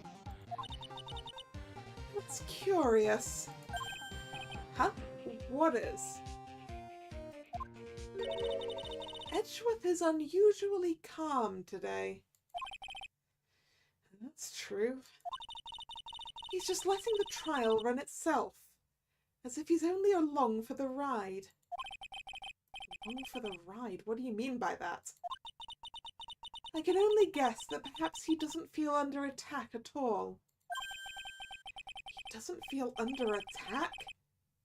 Then I haven't damaged his case at all?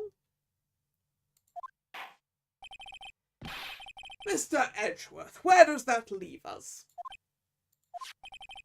If the person in this photo is not Matt Onguard, then everything the prosecution has tried to prove has become meaningless.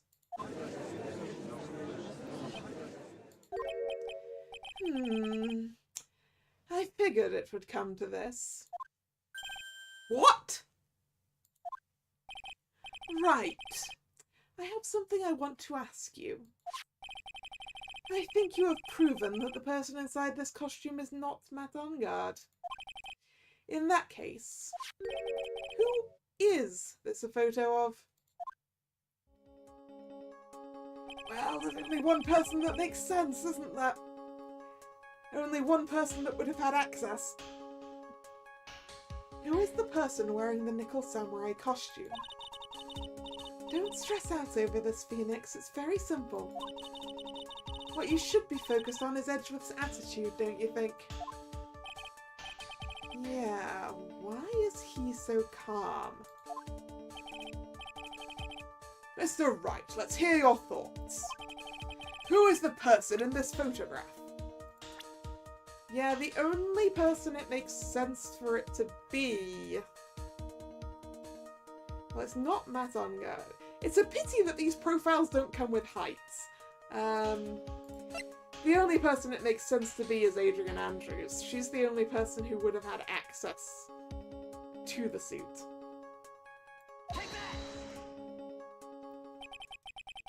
Adrian Andrews? If you want to know who that Nickel Samurai is, it's none other than this woman. And why would you say it must be Miss Andrews? What in the world points you to her? Access? As in opportunity? For starters, she's short. And she can freely move in and out of Mr. Onguard's room. Finally, she had dinner with Mr. Onguard that night. And how does that all add up? It means that it makes it very easy for her to get a certain item. The knife. A certain knife with Mr. Onguard's fingerprints all over it. The knife that was used as a murder weapon. Why don't you just say what it is you want, right? I have to do this now. This is my last chance to turn things around. The defense moves to indict Ms. Adrian Andrews in the murder of Juan Corrida. It was Ms. Andrews who tried to frame the defendant for the crime. I mean, given that we're bringing this up now, it does make me feel like that's not actually the correct answer and it wasn't actually her.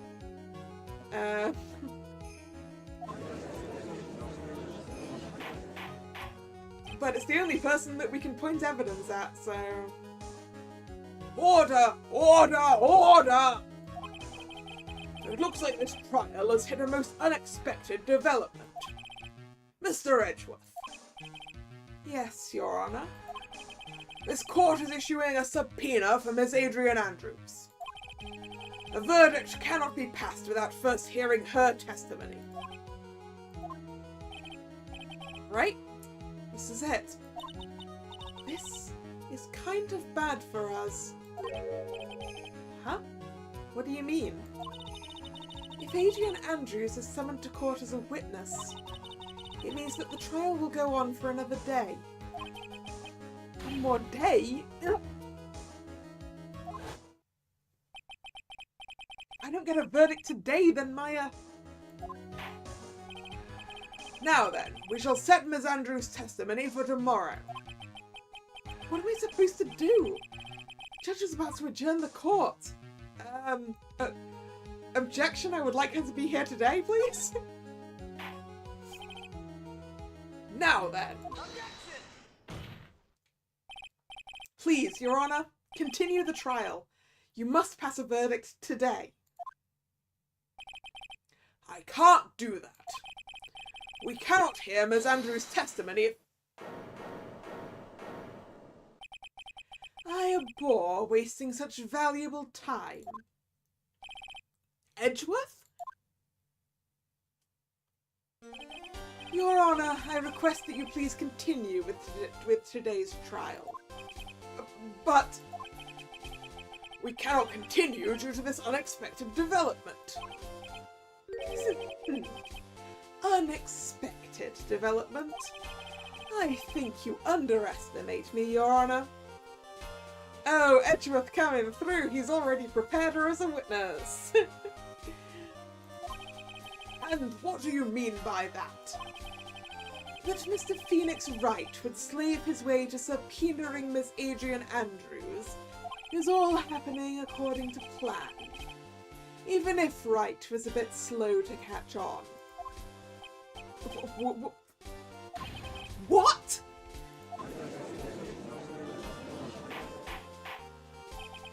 What is the meaning of your statement, Mr. Edgeworth? Miss Adrian Andrews is currently waiting in the prosecution's lobby.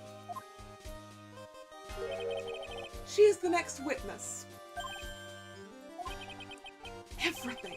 Everything was planned out in advance by that man? Somehow I knew there was no way Edgeworth would overlook Miss Andrews. Looks like this battle is far from over. I mean, it's not necessarily Edgeworth overlooking. We know that Francisco is talking to Andrews. Exactly. Very well. We will call the next witness. However, before we proceed, we shall take a 10-minute recess. Please prepare your witness in that time, Mr. Edgeworth. The court will now take a 10-minute recess. Ooh. Yeah, right? Von Karma must have already prepared her, right? Because we walked in on them talking. And Edgeworth is just taking over what Francisca prepared, right? Given that she got unfortunately shot in the shoulder. Alright, anyway, that is a rather good point in time to call this for today. So, thank you very much for watching. It's been fun. If you're new here and you've enjoyed your time, please consider subscribing to the channel. You can also follow me on social media, which is linked in the description.